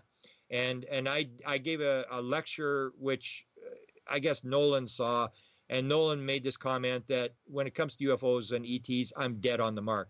And I think what he's referring to, I'm not 100% sure, is this idea of the antenna, that they say that all experiencers have a brain pattern that they refer to, and this is Annie Jacobson says this publicly in her interviews with them. It's called the antenna, that experiencers are in touch they are able to tap into whatever this phenomena is.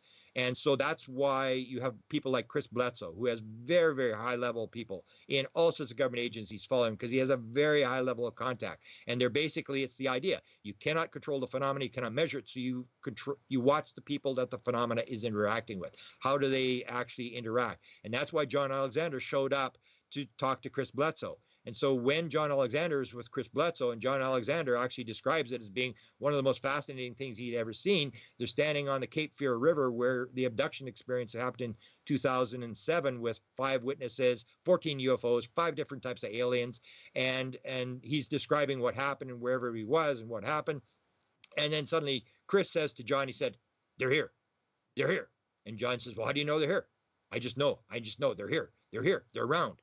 And then a couple seconds later, boom, this UFO appears over their head and goes flying off, and John is just blown away. And that's the whole thing, is that these people, Chris described it to me as once you're inside the craft and you become one with the craft is alive, you become one with the craft, then you vibrate like the craft. So when the craft is in the area, you can pick up the vibration of the craft. And that's the kind of stuff where it's the leading edge stuff, where you watch the experiencers, and it's this idea of the antenna, that you can actually, these people are antennas. So I would describe people like, if you've ever talked to Joe Burks, he was sort of one of the lead people with Stephen Greer when he first started. And Joe Burks talks about this Russian guy. He's running the California sort of group. They're doing the CE5 protocols. And so it's sort of working, it's sort of not working. And suddenly this guy appears from Russia. And he said, as soon as this guy appeared, boom, they started having contact all the time. And this is this idea of the antenna, or the Project Rama, or the Mission Rama group, which I've talked about endlessly for the last year. The best story I've seen in 42 years. We're going to get to that. We're going to get to that.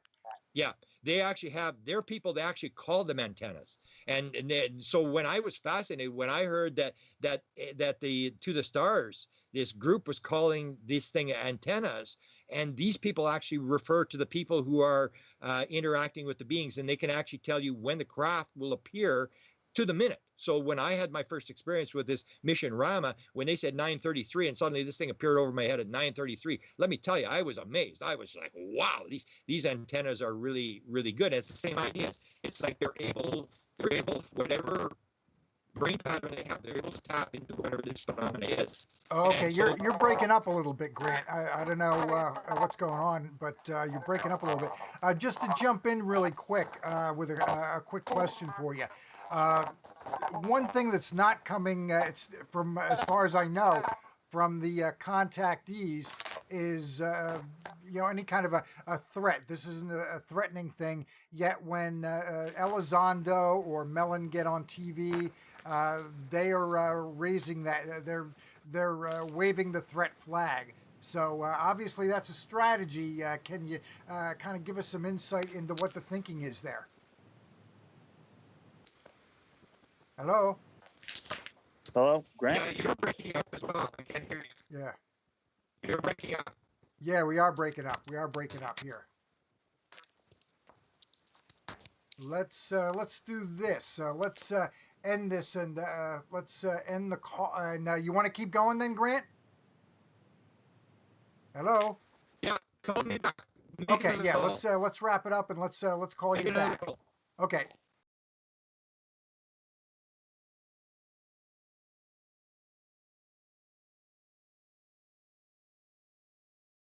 Okay, so let's do this.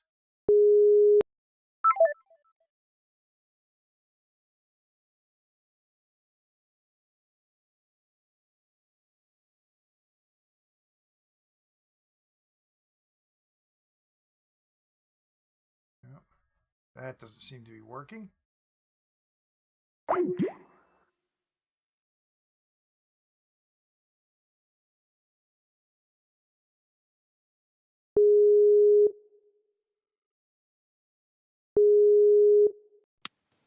Hello? James. Yeah. Okay. I think we have lost Grant. Uh-oh. They got him. I think we have. Grant, you picking up? I don't think so. Let's try Yeah, it's this. weird. Yeah, let's try this one more time. I'm going to hang up again. We'll give it a minute. And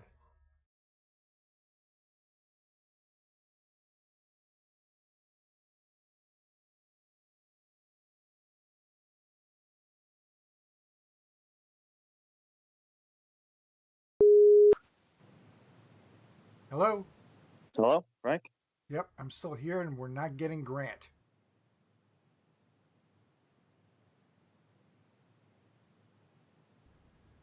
Did you Hang send on. a call out to him? Oh, yeah, I'm calling him now. Yeah, he's in the group call. Okay. Hang on. Let me end this again.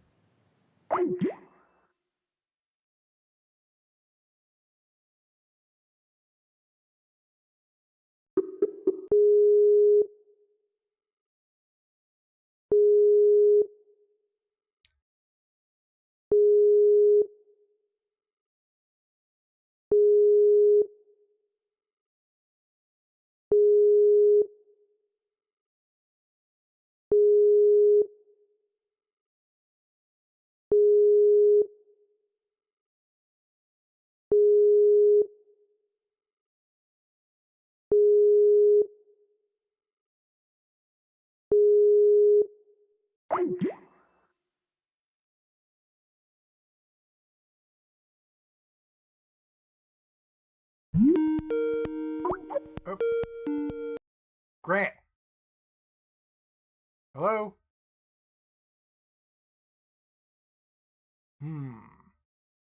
Still having some technical difficulties.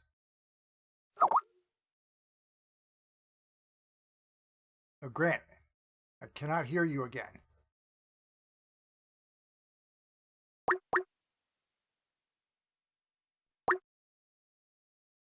Hello? Frank, Yeah. we're still missing Grant? Yeah, we're still missing Grant.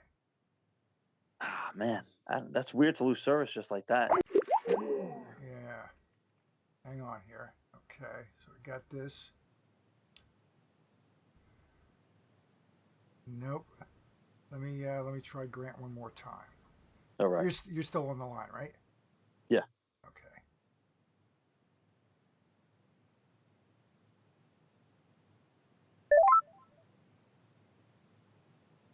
Okay. Think.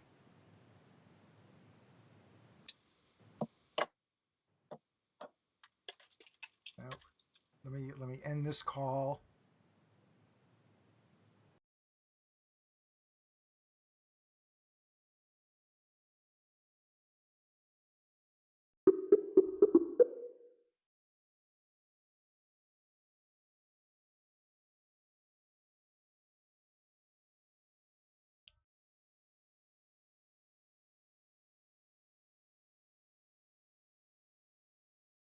I think we might have lost him.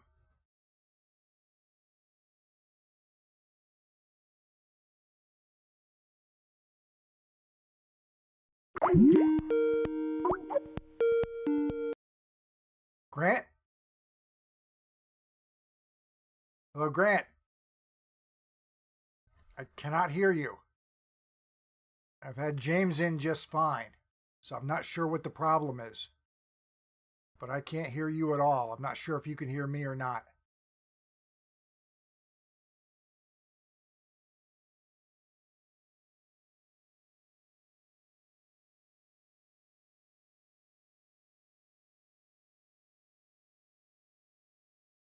Hello?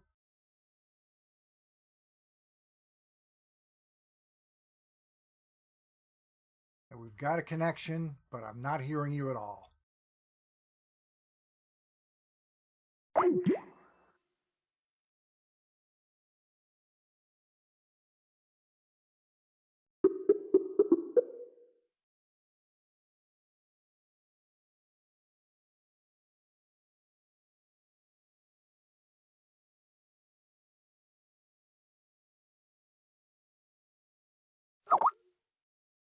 Hello?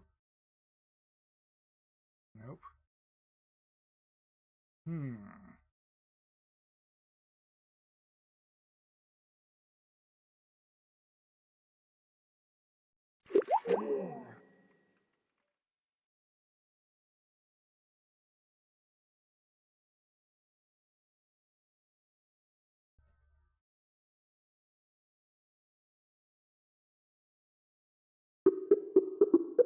We'll give this one more shot. We did cover a lot of ground in about an hour and a half.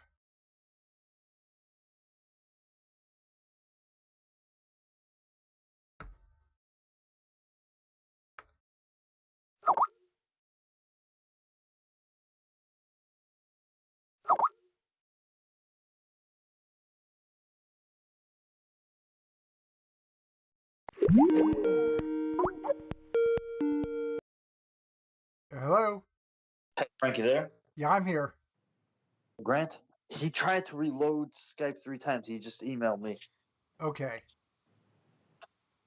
I don't know what the connection issue is. I'm not sure either, but we did cover an awful lot of ground. We've run a good hour and a half. Oh, here, hang on. Let me give it. He's calling in. Hang on. Yes. Grant? Yes. Oh, you're back. You're I back. actually had to reboot the computer. I was like, Oh, my. I restarted Skype 3 times, and it still had the delay, and so. Okay, so let me. They don't like the talk of antennas, I guess. I guess not. Okay, hang on a sec here. Now let's see. Now let me try to get James back in here. Hang on a sec.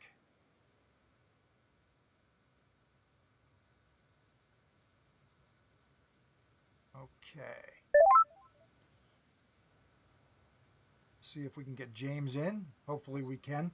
Yeah. When we started breaking up, what I was leading up to is if you've got any thoughts on the sort of the disconnect between what the contactees are saying and what Elizondo and Mellon are saying regarding a threat when they go on these TV interviews. Yeah, I can talk about that. Yeah. Well, yeah, we're on. Oh, okay. Yeah, we're on. I just have to add James. Okay. Yeah. You want to wait till James comes on, or you want me to talk about? No, go ahead. We've already taken enough of a break here. I want to. Okay.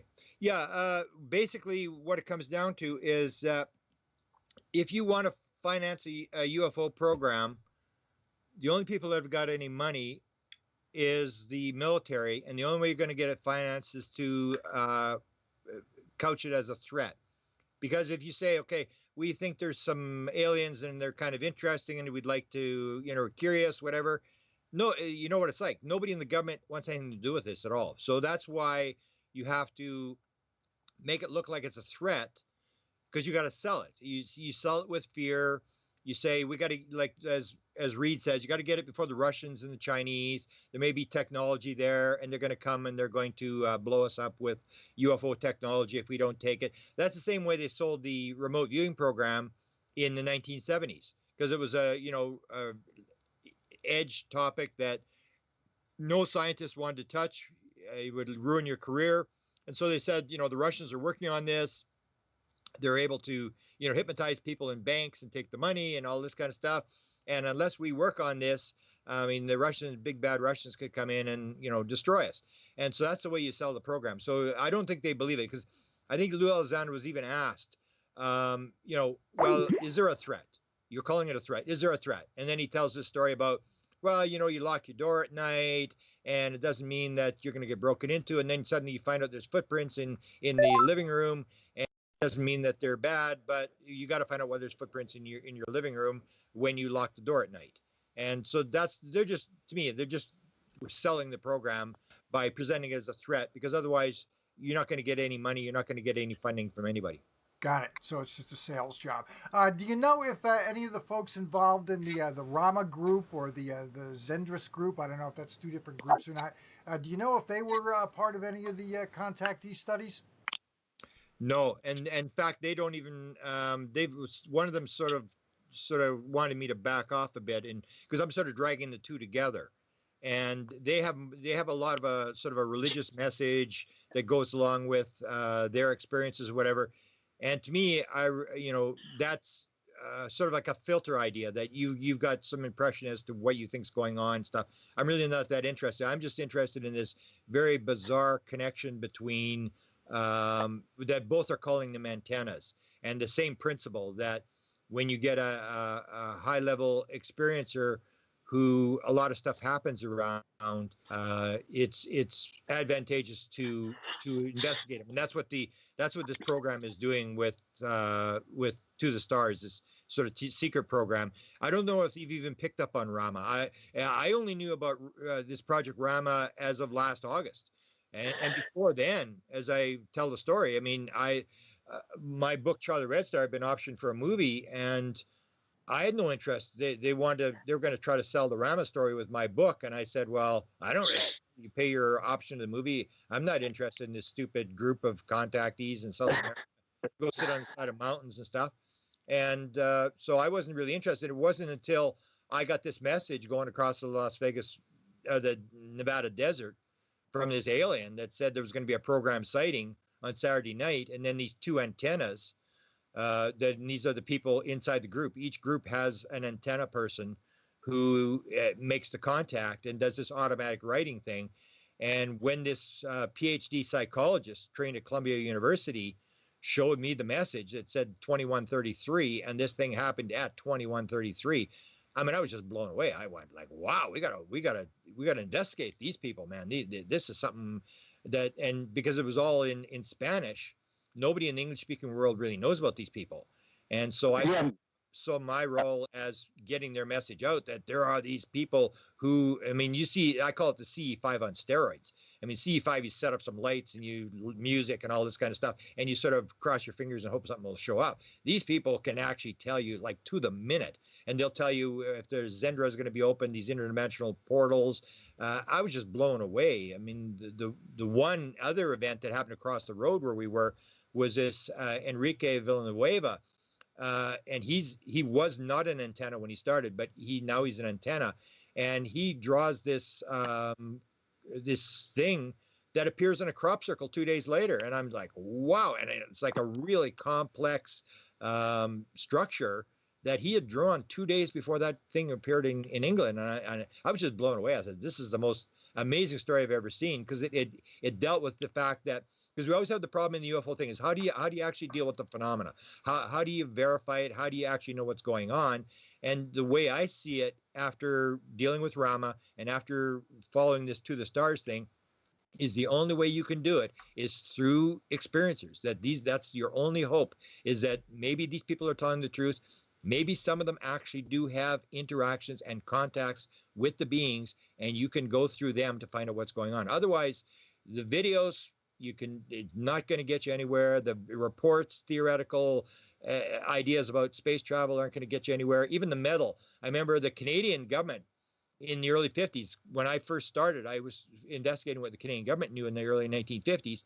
And the Canadian government, clearly, the guy stated there was all sorts of material coming to Canada from the U.S. Air Force, and not from the U.S. Air Force. He said it wasn't coming from the U.S. Air Force. It was coming from official sources, and it was up to you to figure out where it was. But the U.S. Air Force did not control the hardware. And the Wilbur Smith, who was running the program, said that there was a place in the Pentagon that had all this hardware in it. And then I guess it moved to Wright-Patterson, then it moved to Area 51. But when I asked the metallurgist, I said, how much of this material did you handle in the 1950s? He said tons of it. And his son described blue cars, military cars, dropping off stuff that was being analyzed and stuff like that. And even then, Wilbur Smith at one point said, it might as well be in the fourth dimension for what it's worth. Because in the end, even with the metal stuff, you can tell some stuff, but it really doesn't give you the full idea. It's not until you interact with someone like Chris Bledsoe, who definitely is in contact with something. It's happening. Even last Friday, he sent me some photos, and Jim Semivan was with him when he took these photos of this famous tree. And I won't get into the tree. This famous tree that's on this property, and with this sort of it looks like a real clearly defined sort of mist smoke going around the tree. And then on Good Friday, he said, I got this. They told me to come outside, and he goes outside and he films this object flying around. And that's the kind of stuff that experiencers will say is, I'm watching this movie and I suddenly get the idea I should go outside and star watch. And they walk out and this UFO is there. And that's this idea that there are people, I firmly believe there are people who actually are in contact with whatever this phenomena is, and you have to look at them and you have to use them. And that's what the To the Stars group is doing, is they're finding different ways to try to interact. I've even heard the story that they're going to set up like a I don't know what you call it, like a bait thing where the person is going to try to, they move the person into a controlled environment. Can you bring the phenomena in and make the phenomena appear? So they're on the very leading edge of trying to see where can we go with this thing, which is, I give them every amount of credit, because majority of people will say, how do you know they're telling the truth? How, whatever. So then we go back to watching videos and watching lights in the sky. This is the best chance we've got. And you're actually going to go out and get hands-on yourself a little bit later this year with one of these groups? Well, yeah, there's two groups. There's one that's going up on Mount Shasta. They have these, there's about 5 of these major contactee guys. They're all trained in Project Rama. Some of them aren't part of Rama anymore, but they still have the protocols. One is Enrique Villanueva out of LA, and he has an event on the August long weekend. I may have trouble going to that one because and he had more stuff going on than we did. I mean, some of the stuff that he had a 9:08 event. Ours was 9:33. He had the message at 9:08 there was going to be an event, and he had actual aliens at 9:08. Looked up, and these aliens were standing there. And so he has an event on the first weekend in August. But then when I talked to him in LA last week or week before, he said, well, he wanted to be because I got to fly in. And it's pretty hard to fly in there. I either travel 3 days by car each way, or I fly in, but you can't really fly in with camping equipment. And these people, it's all Latino people. His is an English speaking group, but it's mostly Latino people that show up from around the world, and they camp, and it's like freezing cold up there. And I would have to bring in all this, sort of winter gear and tents and this kind of stuff for these nighttime things, because he doesn't want people staying down at the bottom of the mountain in the town. So I may not go to that, but definitely September the 8th, a guy by the name of Ricardo Gonzalez, and he's the guy that was running the event where I was, where there was like 150 people, where this 9:33 event happened, where this thing starts flashing over my head. And he's on September the 8th. I'll be going to that one for sure. It'll be a lot colder, because it's nice during the day, but it gets very cold at the night. Because what happened is, and the important part is that these guys are able to open these, the beings from time to time will open what are called Zendras. And in the English-speaking world, we call it portals. Like if you listen to Ron Pandolfi and that whole camp, they're talking about portals. They're talking about, this experiment that supposedly happened in Salt Lake City yesterday with Joe Firmage. That Joe Firmage has been involved in this.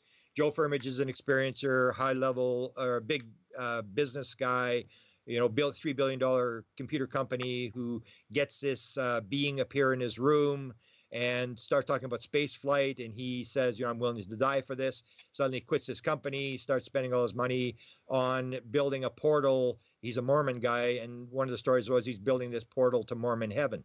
And he's trying to get this off-world thing. And as of yesterday, there's an experiment that he was running. And Ron started to leak this stuff out on Open Minds Forum last week. And the story is that the experiment was run yesterday, and that there was people from all around the world who'd come in there. And if you go to Joe Firmage's his YouTube page, there's an item on there in he's only got about 6 videos. One of the videos shows this. It looks like a cage with a spinning object on the inside of it. And this is the experiment that apparently they've perfected. They have got this thing operational. And there's a former Republican congressman by the name of Dan Merritt, who has put $4 million into this. So Dan Merritt is the chairman. And there's Kevin Alber is the CEO. And then there's Joe Firmage. And they were going to run this thing yesterday to see if it operated. All these people from around the world had flown in there. And then next week, Ron Pandolfi, his wife, Dan Smith, and I guess the whole crew are going to the mountain. They're going to Colorado. And I don't know where they're going, but this is this whole deal. So they're talking portals. And I've talked to people, and they say, no, it's not a portal. It's this anti-gravity device that he's created that they can maybe mass produce. And yet Dan is still talking about portals. So the English-speaking world, they talk about portals, but the Project Rama or the Mission Rama people have these things that are actually on video. They actually have videos of them. They actually have photographs, and they're called Zendras. And they are like interdimensional bubbles that the beings create this interdimensional bubble, and you go into the bubble 7 at a time. 7 people are allowed into it. And you can either pop into another world, so you're on another planet, or you're in this sort of thing where you're interacting mentally with messages coming to you from an alien. And in 2014, 2015, at Mount Shasta, where I was when this event happened to me in August of last year, I heard that they had opened these Zendras in 2014, 2015, and that Paula Harris, who's a good friend of mine, had been in both Zendras. So when I got sort of fascinated with this whole thing that they could make this UFO flyby at exactly to the minute they said, I said to Paula, I said, can you take me and show me where they opened this Zendra? So she tells me, we go across this field to where Enrique's group was working. And she tells me this 22-minute thing, and I put it on YouTube. She describes where she is. There's 7 people. They're holding hands. This white bluish fog is coming off the ground, lighting up this completely dark. There's no moon or anything. It's up on the side of the mountain, completely dark. This bluish white fog is coming up, lighting up the ground. And they walk through this fog, and then they're told, as soon as you get through the fog, let go. And they let go, and there's this 9 to 10 foot being standing there with a hoodie on. Everybody describes the same thing with this hoodie on, and he's got a very stern look on his face, and he's got this white sort of hair down to his shoulders, and he's built like a swimmer, very muscular, very tight sort of bicycle suit on. Everybody's describing the same thing. I was just fascinated, and then she said, "So this would be like a tall white then, if Yeah. some of the different descriptions that have been floating around. It would be Yeah, like a very tall human. white." Very human looking. Yeah, in fact, very beautiful. Like the female is described as being very beautiful. He's very almost like sculptured. Like the face is no flaws in the face. And when she said to me, she said, well, most of the people that were in the Zendras, because in 2014, 2015, both years they had like 9 or 10 witnesses either on the edge of the Zendra or in the Zendra. And I'm going like, wow, this is not CE5. This is not, something that, one person saw or some sighting in the sky. This is actual where you can actually verify. And I said, well, let's go. Can we interview these people? And we go, and they were like scattering like rats. I mean, they're all sitting in a sort of a group, because they follow these, like Ricardo will have these people go, like he'll be in Spain, or he'll be in Peru, or he'll be in Chile, or in Russia, and these people sort of follow him around. These people are, following him around because they're doing these meditations for world peace. And so these people are all sort of together, and I got about maybe 6 of them on camera. Some of them didn't want to go on camera because of their English and stuff. And basically, they all told the same story. I said, okay, so you were in this Zendra?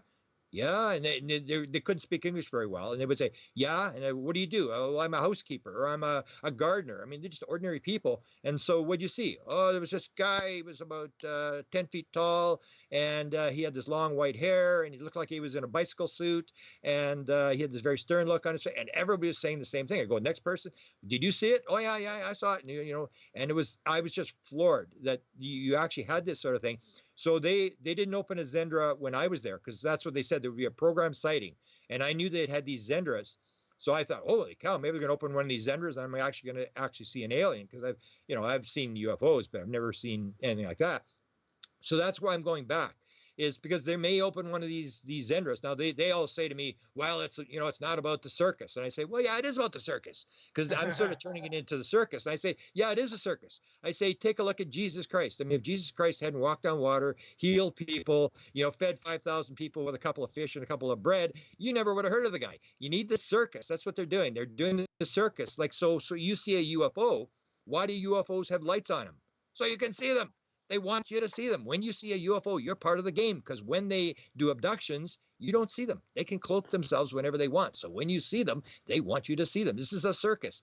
They're trying to drag you in. And when you have the experience, then you're hooked. Then you're their messenger. are outputting the message. So yes, it is a circus. And so they're trying to back me off and say, oh, it's about the meditation. And some of the people that were actually saying that actually left Saturday night after the event. The Sunday morning, they were still meditating. And these people left. And I thought, well, okay, if it's a circus and if it's a meditation for world peace, like, where did you go Sunday morning? You weren't even there. You took off, and it is. In a lot of ways, people go there. And to me, it's like, and it's a long trip for me. It's like 40 hours each way. But for me, just the chance that one of these Zendras may open up. I mean, because I haven't seen much paranormal stuff in my life. I'll go there every year just for the hope that some one of these things will do it, because these guys can open them. And I started looking at events because I'm doing a book on this. And once I found out these Zendras are open at Mount Shasta in 14 and 15, then I found out they'd opened one in 2008. Only one person went through it. Then I found out there was one in near Mount Shasta in 1994 where 50 people went through. And the one guy's name is Joe. Oh, shoot, I forget his name. He's a 747 United Airlines pilot. And I talked to Joe Burks. I said, well, would he go on camera about this? And he said, yeah, I think he would. So I'm going to interview this guy. And there was 49 people went through that Zendra. There's one you can actually look up on the internet. If you Google search World Rama Conference, Uruguay 2009 Zendra, it'll pop up. There's a video on the internet. This thing was there for 2 days. So we have lots of photos of these interdimensional things when they appear. And that one, 125 people went through that Zendra. And so I'm thinking like, wow, I mean, this is the most amazing story of all these things where piles of these people go through, and then to interview these people and say, okay, you were in this thing, what happened? Because it's almost like a controllable event. If you go to enough events, you're going to be there when one of these things actually opens up. But they still are into the thing about, there's this religious message and it's about world peace and stuff. And yeah, it may be about that, but to me, it's still partly about the circus. James, I think you're back with us, correct? Yeah, I'm back. I got back on the line. Okay. Yeah, and I had a question about getting back to the Zendras and the antennas. That's what Dr. Joe Burks had called prime contactees, which actually probably Dr. Stephen Greer started off as, is when he had that event in Florida that attracted at that beach during that UFO flap. Yeah. But the antennas. Now, you said Enrique Villanueva said he didn't start off as an antenna, but he became one. Right. So one of the questions that I had was, if becoming an experiencer or having an experiencer opened you up to becoming an antenna by having a sighting, and that maybe augments people's psychic abilities. Yeah. Yeah, it somehow has to do with, I think, with the interaction. Like when Chris Bledsoe tells me, once you've been in the craft and touched the craft to fly it, like we flew the craft, then when they're around. And it's this sort of, and so Stephen Greer, his whole thing starts, he has this sighting at 8 years old, and then he's taken on board the craft when he's 18 years old. And he says it's not an abduction, but it's still the same thing. You sort of like when you interact with it, then it's almost like you pick up, or they teach you. Like a lot of the experiencers will talk about being kids sitting in a room and they can't look up. They can see there's a being there, but they can't see the being's head. I've had a couple of people describe this.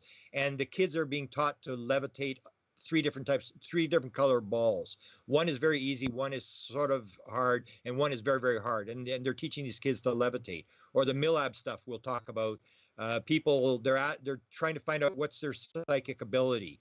Can they levitate stuff? Can they operate pieces of craft? Stuff like that. So it's once you interact with the craft. So Enrique may not have, I'm just guessing how he became an antenna, because when he first had it, he had some sightings, but he had not been on a craft or anything. And that's when he describes the thing where he practices the automatic writing. Nothing happens for 3 days. And then this being is standing there on the third day. And he said, so you're going to dictate something to me? And it's because he's waiting to do the automatic writing. And he said, you're not the antenna. And then he goes back to his group, and his group won't even believe him. He won't believe the story. And he said, the antenna will be given to you. It's already been chosen. And the one guy who wasn't at the meeting when he went back to the group, the Rama group that he was part of, the guy was missing. And then the guy came up and he said the guy was so into it that he was writing on napkins. And so that became the antenna. But then he started to have these encounters where he actually went on board the ship. And that may be when he became the antenna. There seems to be some sort of thing that when you have the interaction with the beings, and that's the whole key, is the people that are experiencers that have interacted with the being, not the one people maybe that have seen UFOs, like I've seen UFOs, but I haven't had any sort of interaction where I've actually interacted with a being. But once you've interacted with the being, then you become like this experiencer thing, and then you form this antenna pattern in the brain. Or it may be there already, that these people are already chosen, and then once they interact with the craft, it activates this brain pattern. And that's, I guess, what they're trying to figure out is there something unique? And from what I've been told, yes, there is something unique about the brain pattern of all experiencers. And so we can actually verify. Somebody says they're an experiencer, we say, okay, we'll run a test. And you send a test and they'll tell you whether you're actually an experiencer or whether you just think you're an experiencer. You can actually find this DNA marker and this brain pattern that is reproducible, and it can actually prove to the scientific world that these people aren't just people making up stories. And as far as the contactees go, aside from the message that you've been hammering away on, we're all connected, love is the answer, stuff that we probably shouldn't need ET to tell us about. Is there anything else consistent coming through? Any kind of a message pattern beyond that? Well, there's the environmental message that most of them get. Now, some people are there's a dispute as to whether this is actually an environmental message or whether it's just testing fear patterns, because they're very interested in the emotion of fear, because they don't seem to have it. And fear is a left brain emotion. So one of the stories was that all the implants were on the right side of the body. That was the story I was told that Lear had said, and some people are disputing that. I've talked to all the people that do abduction stuff, and if it's on the right side of the body, then they're influencing the right brain, which is your non-local brain. Your left brain, rational analytical brain, is the one that's basically shutting you out, and that so you have this pattern that is indicative of the contact. Okay, got it. Okay, well, we're coming up on 2 hours, despite the halftime, the between periods, technical difficulty. Do you have anything more for Grant, James? No, that's about it. I think I want to have Grant on again if possible, if he's open to that, because we can go off on a whole nother thing with the experiencers and Rama and the Zendras, because Grant, as you might know, I've been involved in CE5 for probably over a decade. Yeah. And the antennas that you talk about, there's quite a few of them within the CE5 community. Yeah, I think Joe Burks refers to them as program telepathy or something. He has a different name for it. So everybody's using different names. It's the same principle. That's where I was so surprised that To the Stars was using the actual antenna, but they're not describing it as an antenna. They're just saying it's an antenna pattern. But everybody's describing the same thing. So I actually wrote a book called Inspired, which is the paranormal world of creativity, where I go through all the different, like savants, through musicians, artists, people who write books. And I talk about these downloads things where people get books downloaded in a second. It's the same thing. It's this antenna thing. It's the ability to disassociate from the left brain and tap into this phenomena. This phenomena is just beyond the physical world. It's in some sort of, everything is consciousness. It's a higher level. And these people, it's just the ability to dissociate. So antenna, disassociation, almost like a medium. You disassociate from the physical world and suddenly you're talking to your grandmother, dead grandmother, and stuff like that. It's that basic principle that there's more to the world than the physical world. I've got one. I've got one final question for you, James. If you got something else, obviously, I think Grant will make the time. But my final question is: let's say somebody is listening to this and they say to themselves, "I think this contact stuff. I think this is interesting. I want to give it a shot myself." Or maybe I want to write the next great song, the next hit song that everybody sings. As far as creativity, do you have any tips for some of these people? Some things that they might want to try out to help take their game to the next level? Well, there's lots of different techniques that are used. There's pain, drumming, psychedelics, all these things that shut down the ego mind. Meditation. I'd say the number one that people have to use is meditation. You got to shut your talking brain down, your ego mind, and learn to disassociate. And there's piles of ways that people have used to disassociate. And so once you do that, then you can pop in. But I think a lot of it is natural ability. Like musicians, like I just wrote this book called Tuned In, the paranormal world of musicians, and it's like so many musicians are into UFOs and they've had download experiences. They're been on board ships and stuff like that. And it's so I think in a lot of ways it's a natural thing that musicians, artistic people are just more right-brained creative. That's where when they asked Roger Lear about all the people that he'd done the implants, what was the common thing with all these people, and he said they're all creative people, and all implants are on the left side of the body. And this is this idea, and he said there's piles of these people in Hollywood. So it's almost like, because I know I did, people say, well, there's all sorts of experiences, but I know I did a thing for golfers. I did a big thing at a golf country club in Scottsdale.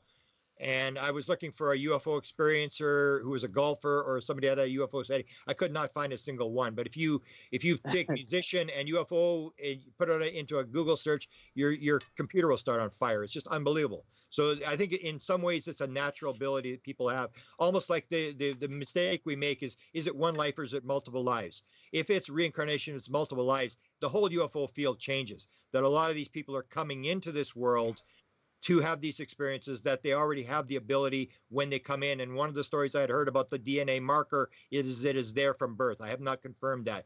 But if that is true, then it is an ability that you have when you come in here, and you may have planned to have that ability.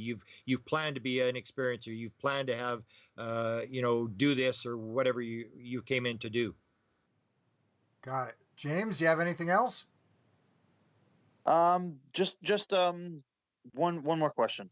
One more, because I had this one before and I gotta get out of the way. Since you wrote and released Managing Magic, have there been any big revisions that you had? Because I know you're coming out with a few new books, one on the Zendras, but another one concerning the Time Belongs.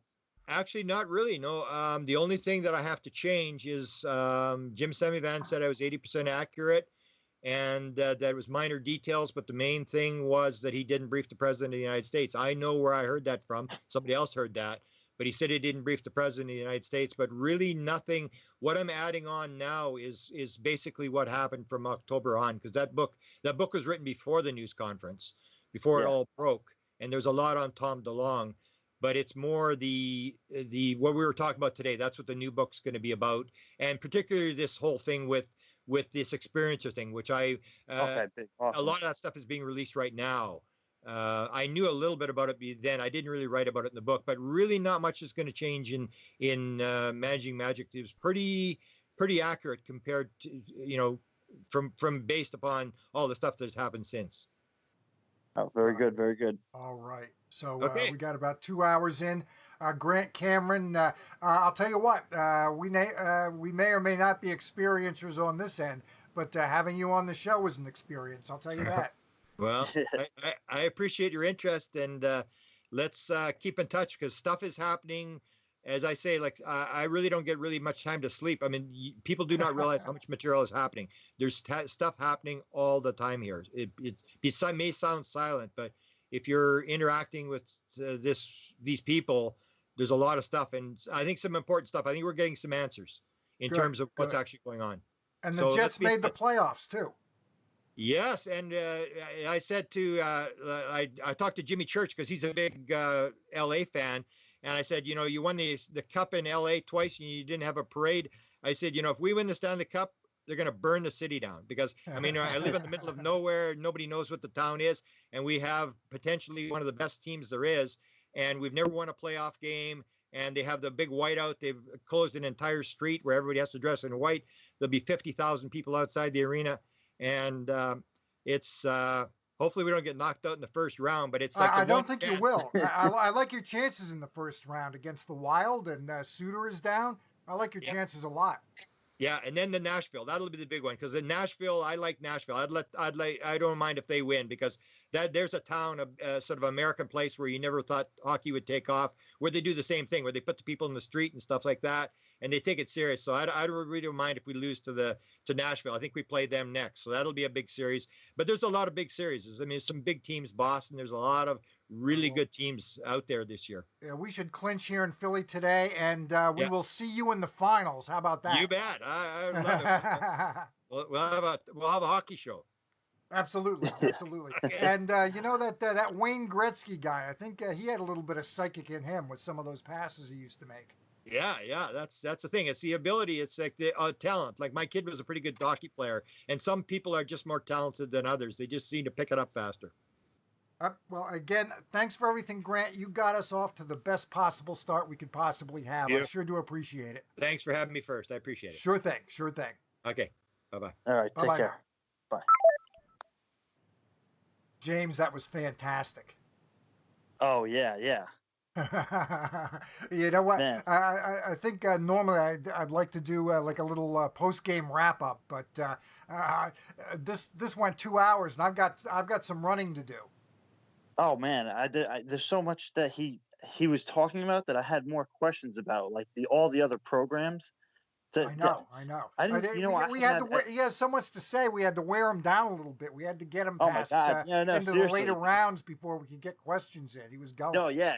Then he starts to slow down. So we know that's the strategy next time, is we're gonna let him go off tangent and save our questions. Let him wear at the end. himself out in the first hour. Then we can get all our questions in after that. Yeah. Oh man. Well, I'm That's going to fun. let you go. Thanks for listening, everybody. And we'll be back next week with another fantastic show. All right. Take care. Take care. Bye-bye now. Bye.